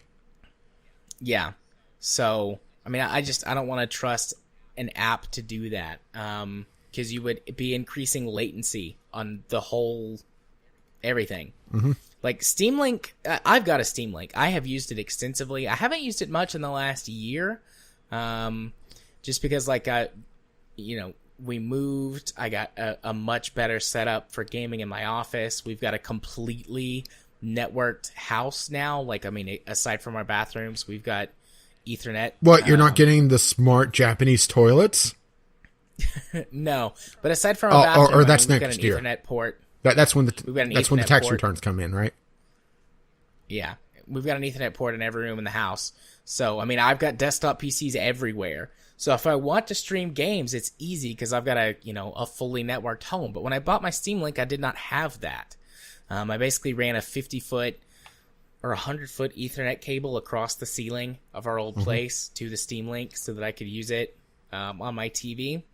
And the Steam Link is still hooked up to my TV and plugged into the network. I just don't use it anymore. Maybe I'll sell it on eBay. Maybe it'll be worth a lot of money. Or more money than I paid for it. I think I gave $20 for my Steam Link. I certainly got my money's worth out of it. But, I mean, if you're able to get one right now for $2.99, that's a steal. Because, I mean, if you're not like me, if you don't have a house completely wired, or if you don't have, a mountain of PCs sitting in your office that you can easily stream to, this is a great compact solution. Yeah, I was about to say, or you don't want to string, HDMI and deal with multi-monitor support. Because, that's another thing. Yeah. But it's compatible with any Bluetooth controller, and some controllers that aren't Bluetooth that use a dongle. A dongle. The support on that's a little more limited, or at least it was the last time I checked. But still, just it does work wirelessly, but that can be finicky. Yeah. The wireless is fine for something that's turn-based, but if you're going to do anything in real time, you definitely want to have it wired into your network. But yeah, when I go to use this, which I did get one during the sale, I'm thinking about a 25 or 50-foot Cat6 cable. Yeah. Just to make sure, because there's no kill like overkill. I don't think I actually paid tax on this, but after shipping and handling, it's right at $10 for me. Which that was my trading card money. There you go. Yeah. So this is probably going to... I'm sad that it's gone, but... there was an actually audible, no! because I wanted to pick up one, when it was going to be more useful to me, but don't have a choice now. Got to get it now, or don't get it at all. I have to admit, I'm a little tempted to get a secondary one, but I don't think that's going to be really a requirement. Do you? No, I don't think so. I mean, if yours ever breaks, you can always hit me up and be like, "Hey, is your Steam Link still working?" Because I'm getting ready $20? to retire it. Yeah, $20. There's no screen to be smashed on it though. All right, 19. But I'm getting ready to retire it because I've got an extra laptop now that I'm gonna, I think, pull apart and make like a slim, media PC out of it. Like I saw a build guide, on Reddit for how to, essentially pull a laptop board apart and then hook it up to a TV to be used that way. So I think that might be my next project. I just hope the police never come in because they'll definitely blow up your TV then. It's a bomb. But just something to do. But I've got I've got 4 PCs sitting in here right now. I'm gonna be looking into getting a new one starting next year, like starting a new build, and Lord knows what I'll wind up with. I need to browse Facebook Marketplace and stuff again and see if I can get some good deals.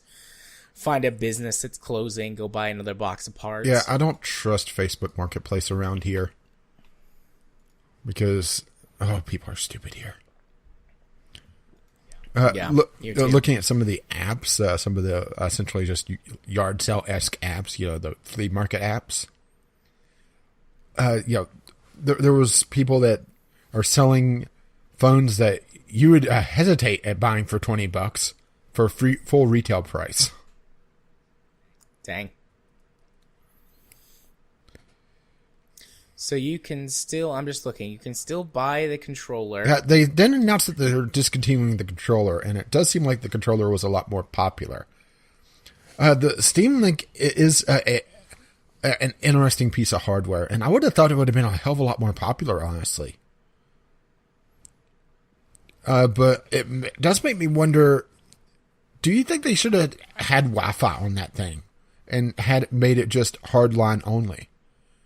Because everything all these negative reviews, they seem to focus mostly on wireless connections. Yeah, I don't know. It recommends on there, don't use this with, you think people actually fucking reading this? Be as good. It's all over the instructions. Do people read them? No, but they do make them in big, bold letters, I guess. And like I said, the Wi-Fi wasn't terrible if you're going to do something that's turn-based, not Twitch-based, or if you're not worried about the quality being pretty bad. But otherwise, yeah, Wi-Fi wasn't great. It was okay. Yeah, which makes me wonder, how are they going to do it with the app if there's no hardline for that? Yeah, I have no idea. No idea.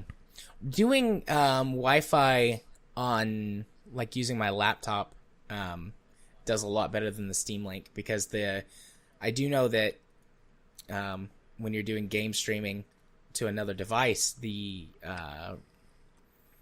client device does offload some of the work to that, so that makes the Wi-Fi work a little bit better, but it's still better if you plug but to a phone into Ethernet.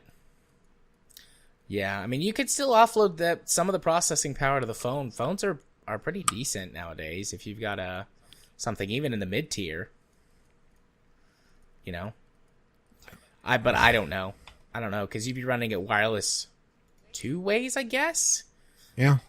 Well, no, because it'd be going through the network and then out to the phone and then from your phone to your computer. Or would it be to the phone and then back to the network and then to your computer? Unless you're like me and you don't bother switching my controller over to the phone, so I'm still directly controlling the computer.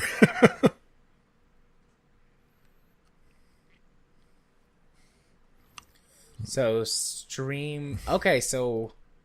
Yeah, stream directly to phones, tablets, and TV. So there's no way to use this Yeah, I think they're with any other device. It has to be built in. Yeah, I think they're. I guess that kind of makes sense. Yeah, I think they're really banking on the TV market picking up on this, picking up on the software solution, making it an app on smart TVs, pretty much default. And maybe this is where they're going with this, where they're trying to just get their foot in the door in the living room in a different way, because that's what the whole idea of the Steam machines was originally. A small compact computer that was horrendously overpriced. Okay, bad idea there. Let's try the Steam Link. Okay, that requires a fairly decent computer over spec of what the game requires. All right, let's try the TV, and by now computers have caught up, so yeah, maybe this is them just trying the whole living room marketplace once again. And just trying a different direction with it. And since they are attacking it through the TV now, because a lot of the smart TVs, the new generations of them, do have app support and are have the Steam app installed on it. I think that's where they're trying to go with this. This is another attack vector onto the living room, trying to supplant the console market. But once again, you still have a lot of the stuff, a lot of the heavy lifting on the computer itself, and the TV's not going to be doing anything, right? Yeah. Maybe a little bit, but I mean, TV processors are nowhere near as powerful as even like what's in a phone. They just don't have to do as much work. I mean, not that they're not doing any work, especially on smart TVs. Yeah, they're just sitting there on the couch, lazing about, watching TV all day. I don't know if I'm in a majority or a minority. I don't have a smart TV. Well, I don't have a TV, period. We've got a 46-inch LED TV that basically fills up our entire entertainment stand in our living room. But we've had it for years now, 4 or 5 years. So I mean, we don't have a smart TV. I don't know if you can buy a TV that's not a smart TV now. Oh, you can, maybe, but it's the low-end market. My neighbor was looking at TVs, and he would occasionally find a non-smart TV going through the Black Friday stuff. It got a good laugh out of him when he would find one. Can get a 32-inch Amazon Fire TV for $160. Yeah, Amazon makes all sorts of Amazon basics these days. It's amazing. I got an email the other day about Amazon Basics microwave. Nice. Good for them. And it has voice control. I guess. Oh, here's a Roku TV. Okay. TVs are so complicated now. What if I just wanted to buy a TV? I just want a plain TV. Oh, holy shit. Get a 50-inch TV. Regular, plain old TV. LED, not a smart TV. $230. Damn.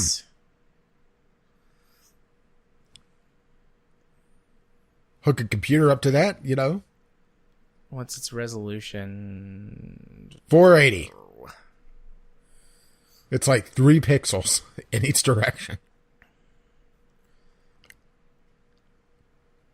Where are we at? 1080p, 60 hertz refresh rate. It's probably got a high latency since it's a TV, but if you're going to use it not for gaming or depending what type of game you do. Did we just break the budget? Is Katie going to be yelling at us? No, I'm not. It's not the budget. I don't know where I'm going to put a 50-inch TV. It's too big for our entertainment center. It's too big for even my table in here in my office where I have my current TV sitting in here. So I've got a 32-inch is that Samsung. Is that a weight-bearing wall? How heavy is it? How heavy does it say it is? It's probably not that heavy. 25 pounds. Yeah, I mean, it's not that heavy given how big Yeah, it's it just is. cumbersome. Color name. The color for this TV is called Just Black. Like that's the color name. Just Black. I like it. I like this TV. I've never heard of this brand before. Actually, that's not true. I have heard of this brand before. It's like a low-end brand.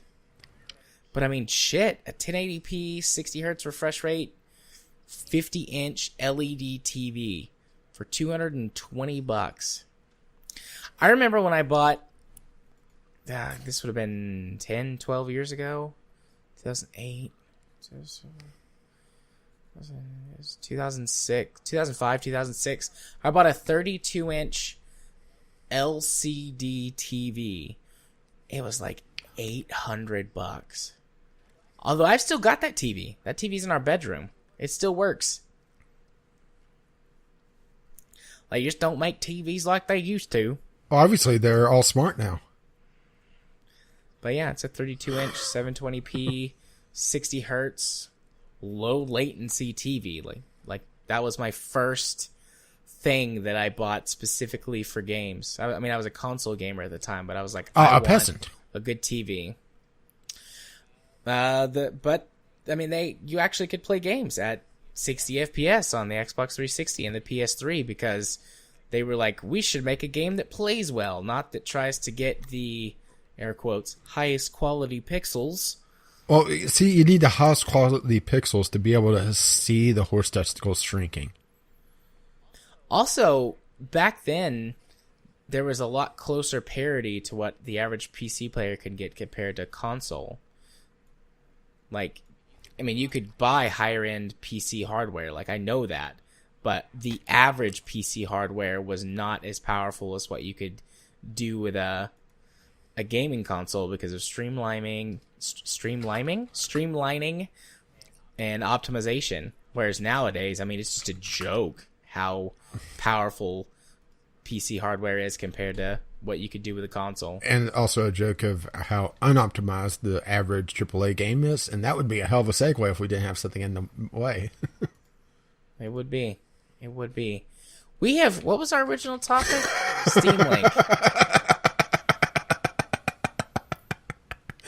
Right. I think we're done talking about that. We went full Kerbalcast, didn't we? Yeah. Let's move on to our next topic. Star Citizen celebrates its anniversary and $200 million raised with a free week and new planet in-game. We mostly just put that on there so I could say, it's been 4 fucking years, Star Citizen. Why can't you run on my goddamn PC? Multiple attempts at contacting customer support, multiple different solutions. The game won't launch. I've downloaded it and installed it on many different drives. I've tried many different configurations and settings and driver things. The game just hates me and won't work. So, fuck you, Star Citizen. Moving on. We don't even want to comment that's $200 million. Fuck you, Star Citizen, and your 200 million bullshit dollars. Kiss my ass. My big old hairy ass. Free week and a new planet. Fuck you. Just work. That's all I want is to work. I spent $40 on you 4 years ago. Only 40? I know. Maybe that's why. Maybe Peasant. I'm too much of a pleb. Haven't spent enough money to make it work. I mean, you haven't even spent enough on the game to unlock viewing all the things that you could buy. I know. Which the fact that that's a thing and people actually defend that is just mind-boggling to me. It's been a few months since I've tried. Maybe I'll try again. Not right now. Maybe over the weekend. Although I have to play Dragon Commander, so I probably shouldn't try and play Star Citizen. Yeah, I probably shouldn't. Fuck you, Star Citizen. All right, moving on to our final news topic of the night, which is less of a topic and more of just a general discussion. Fallout 76 has had less than half of its Twitch viewers, although I just put on the topic list, Fallout 76, what a shit pile. I was looking at the news topics instead of the actual Yeah, oh, damn. list. Yeah, Fallout 76 has gotten less. Like, if you were to grade it, if it was taking a test, it would have gotten less than a 76. It would have failed its own test hardcore. Saying I have heard nothing but bad things about this game, and I think that's being pretty generous to it. Yeah, it's just mind-boggling just how poor everything is in this game, honestly. Poorly optimized, crashing, buggy, broken game mechanics. Boring. Right? Boring. The thing that like has been said multiple times by many people, I think I've even said this myself, is that one of the best things, one of the most redeeming things about any Bethesda game, which helps make all of its bugginess and brokenness tolerable, is they can tell really good stories. And, you know, there's some disagreement about which is the best and, you know, things like that. But in general, most people tend to think that Bethesda's stories are really good. And they removed all of that from Fallout 76 and focused on the mechanics. And the game has suffered horribly for that. What are you talking about? They have story in the game. What, you don't like 10-minute long audio files that you can't pause or restart and gets cut off whenever there's some sort of event going on? In a word, no, I don't. I guess that's a phrase. In a phrase, fuck you. Well, I know you've been trying, but what do you think about Fallout 76? Yeah. I mean, I haven't played it. I'm not going to play it. I'm not going to buy it. I wouldn't play it if they gave it to me for free at this point. Because it's a disaster. But they very clearly don't know what they're doing with this. They have no idea how to make this game. Or how to appeal to this genre. Even Elder Scrolls Online, which is not a great game. It's not as good as any of the single-player ones, but still, like, it's got story and NPCs and characters. And so there's still a lot of things to actually explore and lore to get in the game itself. So while mechanically it's not as good as the other Elder Scrolls games, it still has got a very deep, rich world with a lot of story. And I know it didn't start that way, really. But, you know, this many years on, it's had a lot of work put into it. But, I mean, Fallout 76 just, like, shot itself in the foot with auto VATs. Somehow, even though the percentage chance to hit was 0. Well, see, the thing is that it was fluctuating and they clicked at the wrong time.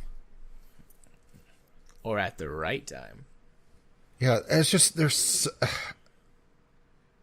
so many just questionable mechanics on this game. It's not even just coming down to the technical aspects, which are broken even by Bethesda standards, which is saying something. But the fact that they decided to go VATS and do an auto-targeting system that varies wildly, and it also seems like it has an incredibly short range from every gameplay video I've ever seen of this. It seems like the VATS auto-targeting, it starts at 0 until you're about 20 feet away from the target. And then it quickly rises up, then it'll just suddenly fall, then it'll rise up again, then it'll suddenly fall. The fact that you could crash the server by launching 3 nukes at a time, and it seems like people are hacking into nuke codes.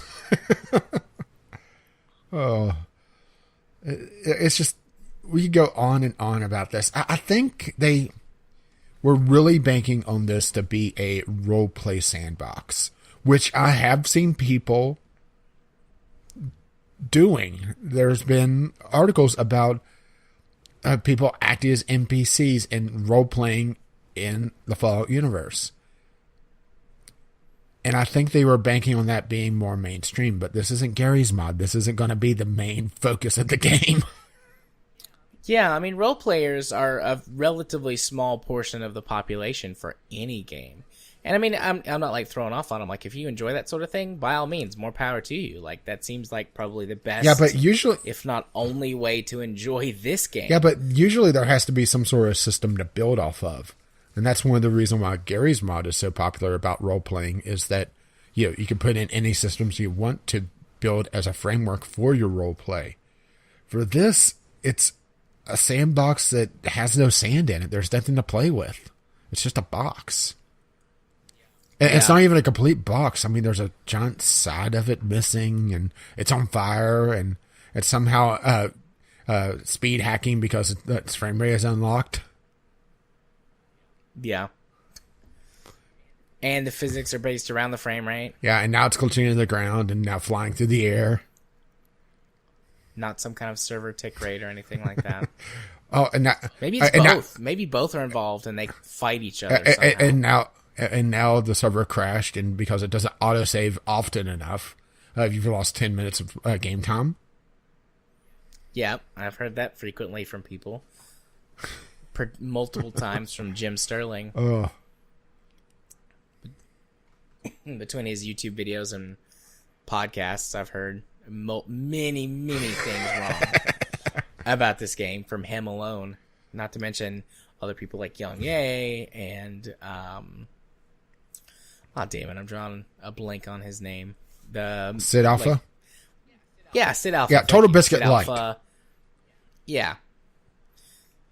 And others whom I follow or listen to in various formats. Like, nobody has anything good to say about this game. Let's just go over to Metacritic. I hate using the Metacritic score, but it's a good aggregate for all the reviews.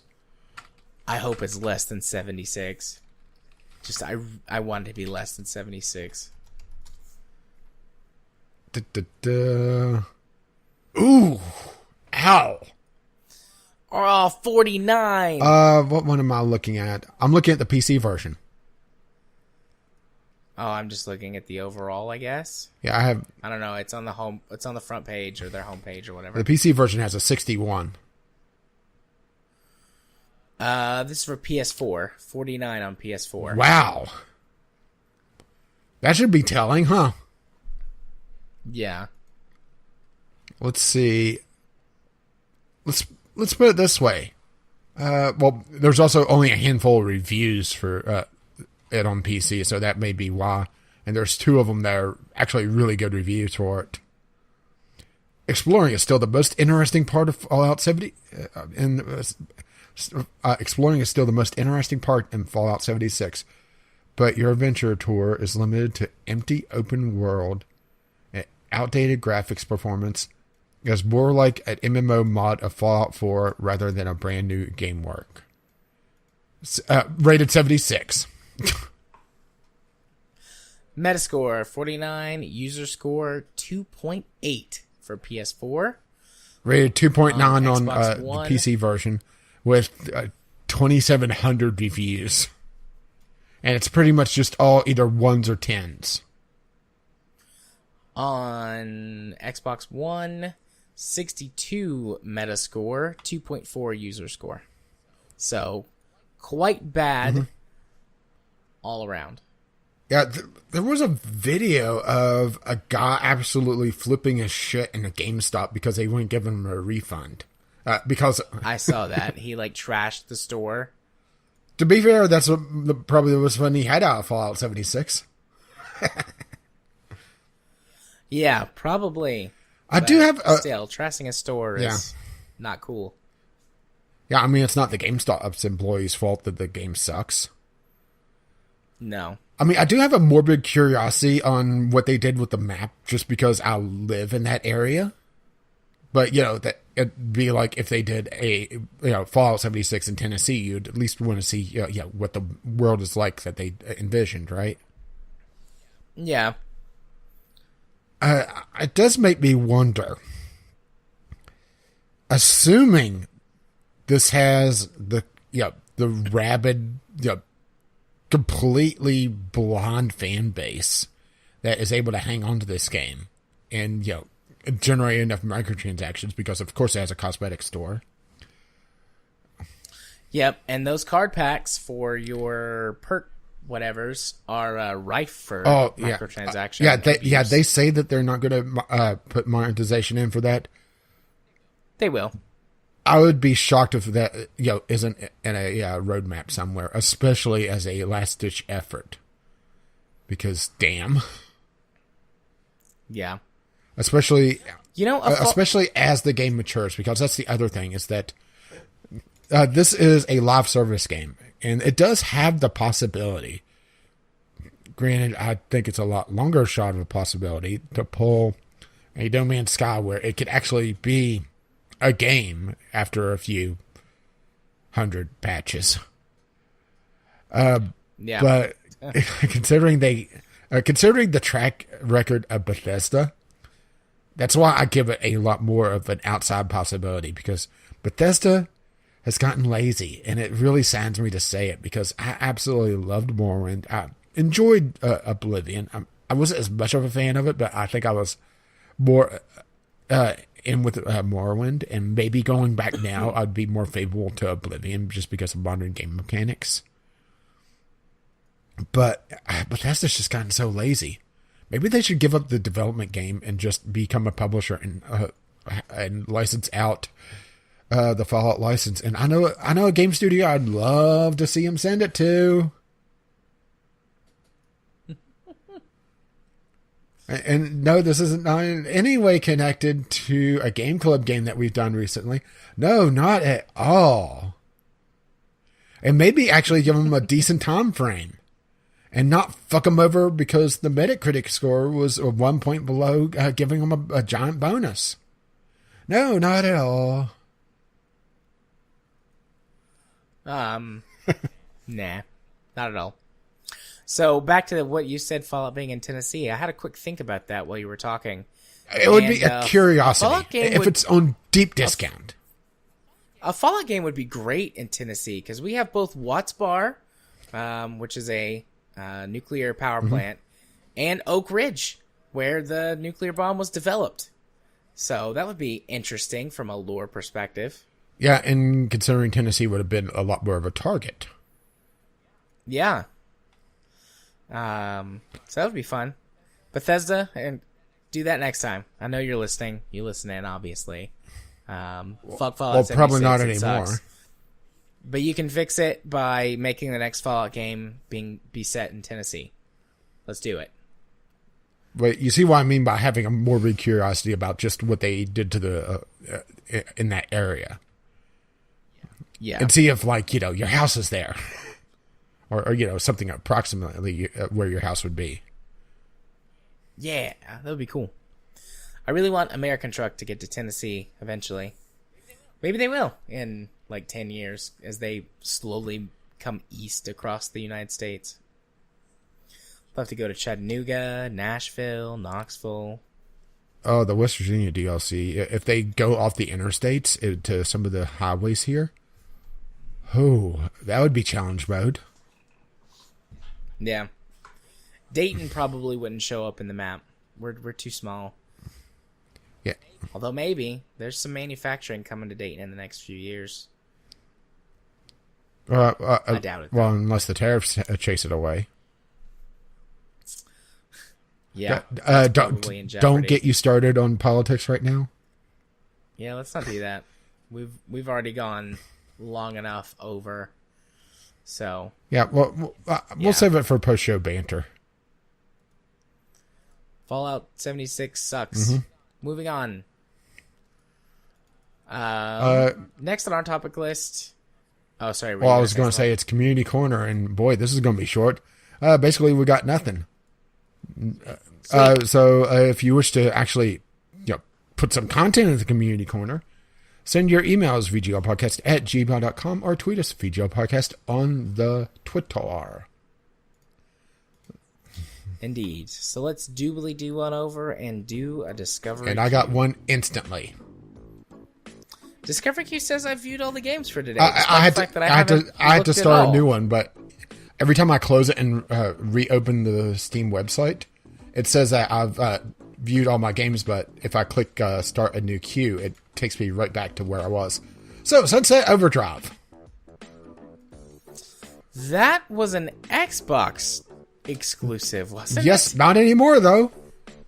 I guess not. Open world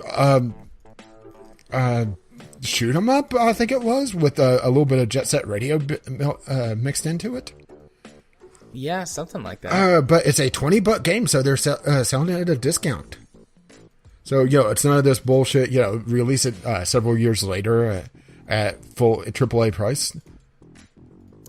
Well, that interests me. Yeah, it's a it looked like a very interesting game, but it just fell off my radar because it was Xbox exclusive. So, I just didn't expect to ever be able to play it, but, well, here we are.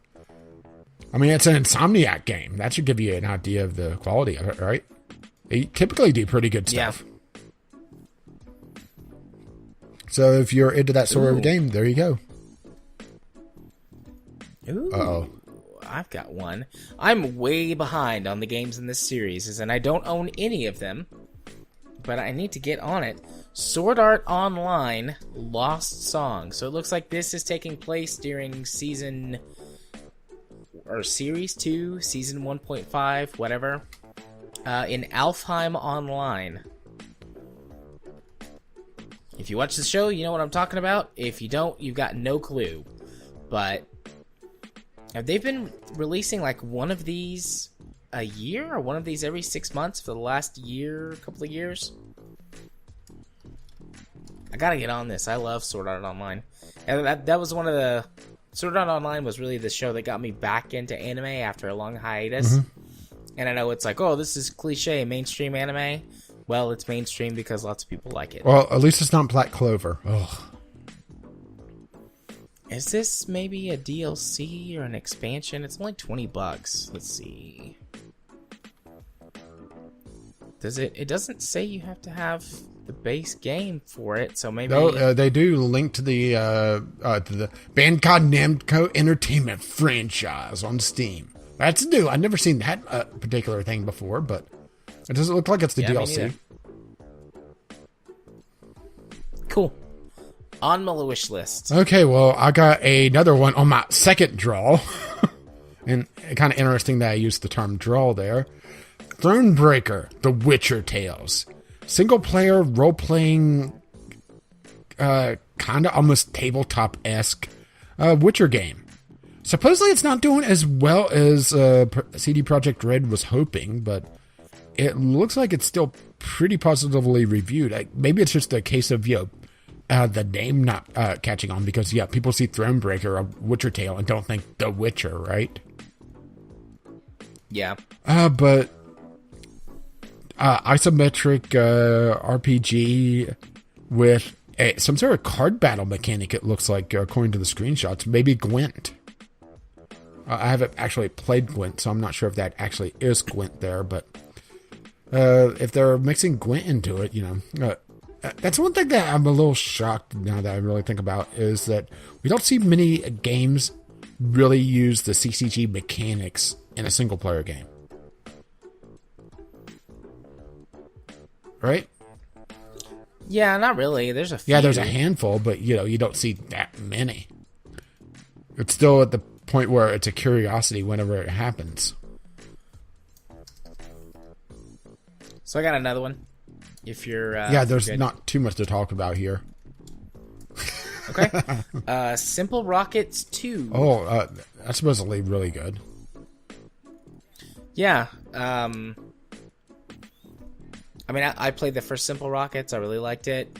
This looks like an improvement both graphically and interface wise. Looks like you can do a lot more in it. This looks like what would that be? The V2 rocket that they've put together. They're using in the screenshot. And it says that they're working on a planet builder. I don't know if that means you can create your own planets to mess around with. And a campaign mode, which sounds fun. I was about to say, I hope that they do some sort of campaign mode. But there we go. Yeah. Looks good, though. I'm in for more games like this. KSP. Oh, Warhammer 40k Mechanitis is mine. Next one. What? Did you just pull that one? No, I didn't. I pulled an Animu Booby game. Oh boy! So we're going for. It's my one for the week. Go ahead. Warhammer 40k. It's really run the gambit between really good games and really, really shit ones. Yeah, much like the one that we're going to be talking about next, I'm sure. But this looks like it's turn-based tactics, so Warhammer 40K meets XCOM. You have my attention, sir. Well, it's a little hard to tell. I'm not sure if there's some sort of cover mechanic. Granted, Warhammer 40K, you don't really need cover because Space Marines in the Warhammer universe count as human if you use the term very, very loosely. Based on the lore, they have all sorts of extra organs implanted, all sorts of enhancements to various bodily systems. There's something like 19 or 20 some different enhancement suites that they go through. So they're very loosely based as human. But I'm just clicking through here, and it looks it's being suggested to me because I played a Xenonauts. That should give you an idea of where we're going with this, huh? Nice. Yeah, I'm in for that. I'm also in for Love Kame Healing Harem. Oh, God. The third chapter in the Love Kame series tells the story of love, troubles, and more, as Akira helps the, Tatarigami, goddesses that bring misfortune, Yukari, Shion, and Keita, with their problems. I mean, it's anime boobies. The first tag is nudity. Looks pretty bad. Although it's another one that's got this new thing. Check out the entire Moe novel franchise. Yeah, maybe that's... And it pulls it over to the little maybe thing. It says beta, so it's got to be new. Or maybe that's an update that we missed on the news sweep. But this is cool. It puts it into, like, collections. You can see games that are on sale, new releases. This is neat. I got one. Is this a way to aid the discovery process, maybe? Maybe. If it is, I like the look of this. Now let's watch them somehow fuck it up. Or it's a progression of their, not curator, but their publisher and developer pages.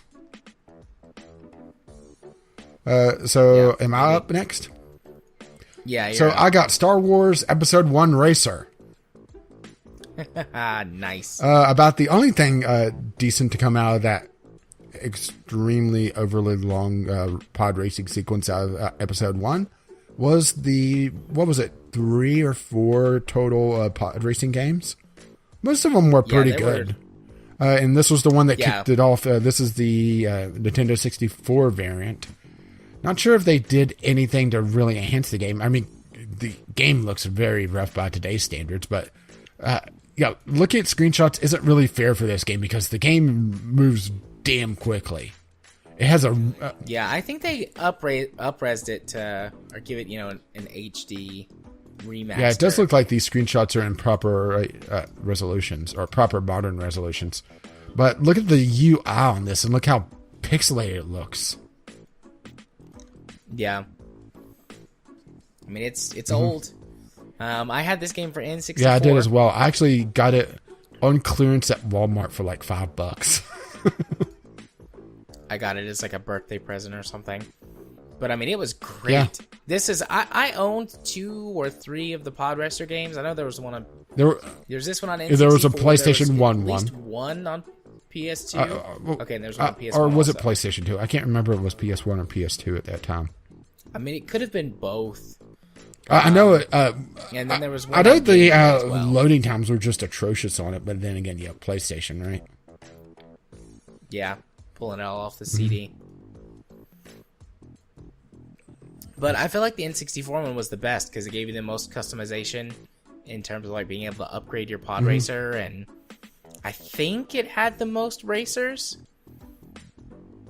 I know the one I played on PlayStation. I'm not sure if it's PlayStation 2 or 1. It had Teenage Anakin. So it wasn't little kid Annie, right? Little orphan Annie, huh? Huh? Hi-oh. The sense of speed, though, like they nailed that in the N64 version better than the one that I played on PS2. But they did. I think it was the tracks. The tracks were a lot more condensed on the PlayStation 1. They tried to make them more detailed and cram them together. And because of that, you never really had a time like on the Tatooine track where you have that long well, it's not really a straightaway, but it's like this long curve throughout the desert after you go through the canyon. And you're able to hit top speed and, really hit the boosters and, get that great sense of speed. On the tracks I played on the PlayStation, there was nothing like that. Never anything close. Yeah. The N64 really understood that you had to, get that long, fast section. Green, there was often some sort of obstacle they had to avoid, but that's pod racing, right? Now this is pod racing. Oh, that was pod racing because that was the last game of my queue. Well, let's see. I got episode 1 racer also. You just talked about that. I did get your Sword Art Online, and I got a couple really trash games.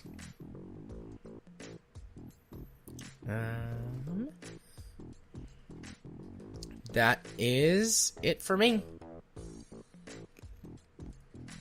So 4 and 3. It's going to be fun. Excellent. It's going to be fun going through the Steam Discovery Queue list and looking back in the year for the VGL awards.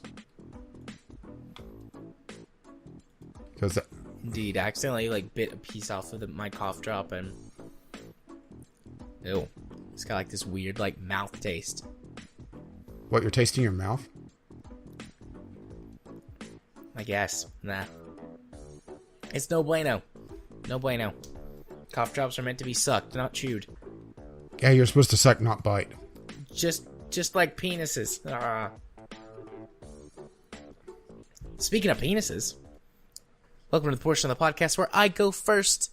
And now for your next trick, you're going to eat a bag of dicks? Absolutely. Just the whole bag of dicks. On the YouTubes. Not actually going to eat dicks. I have eaten penis before, but it was cow penis. So yeah, that hardly counts. I don't know if that counts. No, you got to go full. What was it, Jeffrey Dahmer?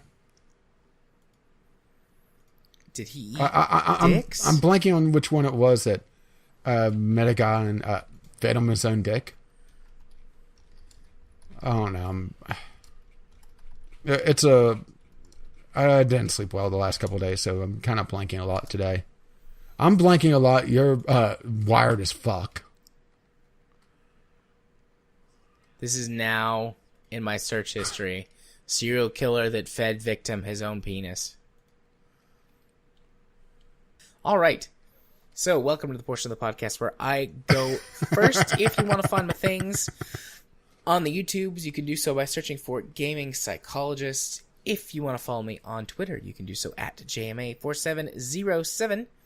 If you want to be my friend on Steam, you can send a friend request to jarthur4707. I accept all of those lovely friend requests from you lovely people and have chats with you guys every week. And, yeah, disclaimer for what's in the post or what's after the credits. It involves things that were enough to make me go, ugh. And if you wish to also make him go, and send him the password for the week, that is one big pile of shit. Well, now I gotta go watch Jurassic Park. Because you need to hear the quote, that is one big pile of shit. And of course, you also now know what the GIF is going to be this week. I can handle that. It's a good GIF. All right, what about you? And very telling, isn't it? Indeed. Oh, well, not much going on my YouTube channel because, well, I hurt my ribs, shoulder Friday. So that lost me my recording days because, yeah, trying to breathe whenever, your ribs is sore, not fun. And in order to record and not go, just say a couple words and then have to take a break and take another, not fun. So I ended up not recording and not streaming. So I'm just on my backlog of RimWorld stuff for the time being. And I have one episode left of Spin Tires because between the two of us, we just haven't been able to record lately. Either you've been spent, I've been spent, we've had issues. We're going to have to get on that, right? Yeah. So I've been rationing out spin tires as much as I can and just doing one episode a week. Hopefully that'll end and not in the I'm out of episodes way. So we'll have to see about that. RimWorld's still going strong though, and there's always the random wackiness that is RimWorld. I actually forgot about a Rim in that game, and it kind of came back to bite me in the ass the last episode I released.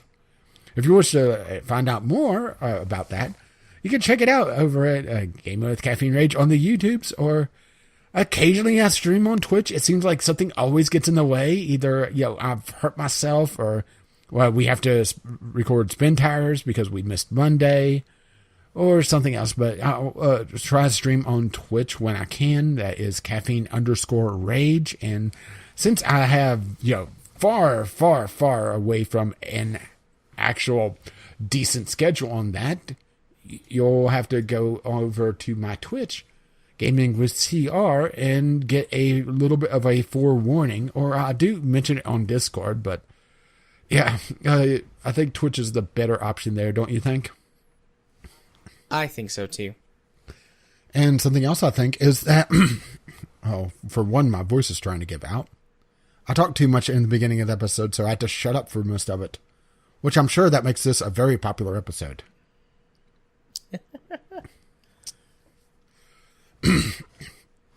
Once again, you could reach us at vglpodcast@gmail.com with your letters, voicemails, gaming-related topics, or just tweet them to us, VGLPodcast, on the Twitter. Our patrons have really made this podcast a lot more possible than what it otherwise would be, and we are very, very thankful to you.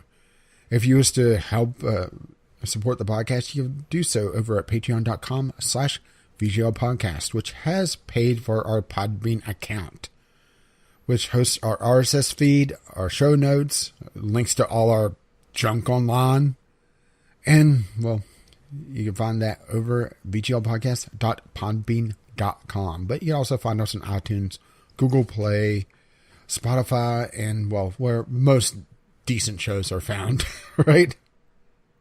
Stitcher, Spreaker. We're not on Spreaker anymore because they suck. Anymore? Did you ever get that to work? No, not really. I mean, there were a few episodes there at one point. Well, I'll tell you what does work. Our intro and outro music, On the Ground by Kevin McLeod, and our Discovery Cube music, Doobly Doo, by the same artist. His work can be found at incompetech.com, and as always, as his lovely music starts to roll across my voice, bye-bye now. See ya. Bye-bye. Yeah, you may want to turn it off because what's coming up really grossed out Jared. And that's saying something. Just forewarning to you. It did. It's pretty rough. I mean, it's bad for him. It made his penis want to retreat inside his body. I mean, that says something. It did do that. Also, happy Thanksgiving if you're an American, and just happy whatever day you're listening to this if you're not.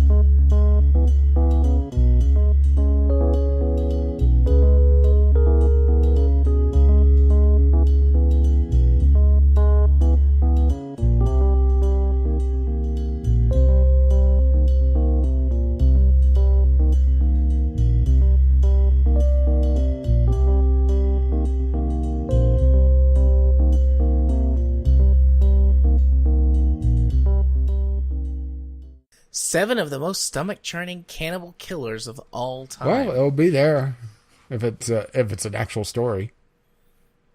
8 people that he killed.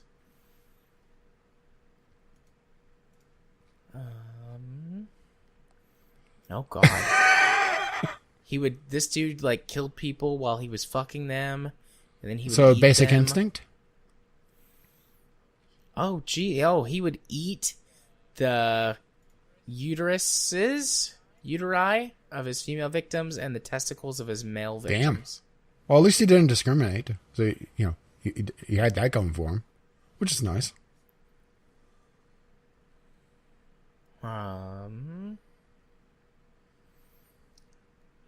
8 over 70 people.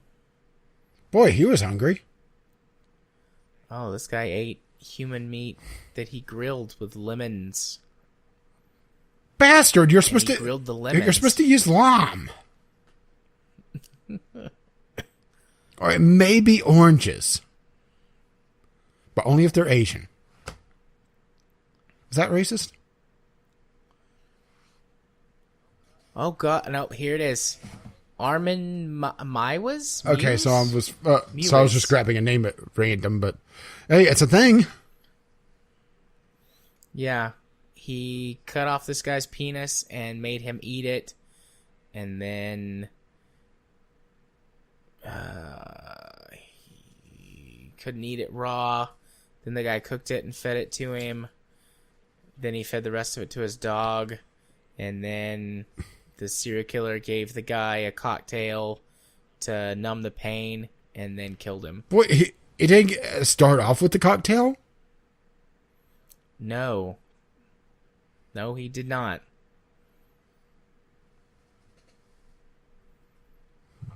All right, that's enough internet for today. You know it's bad whenever you get weirded out. Yeah, my penis feels weird right now, but not like in a good way. Just it's like it's being like, hey man, what the fuck are you doing? This is not what you're supposed to like do for me. It's trying to retreat into your abdominal cavity now. Yeah, it's too scary out here. I may actually cut that out and put it as post credits or something. That's kind of intense. That might be too intense for some people. That's probably a good idea. Timestamp. Looking. Got it.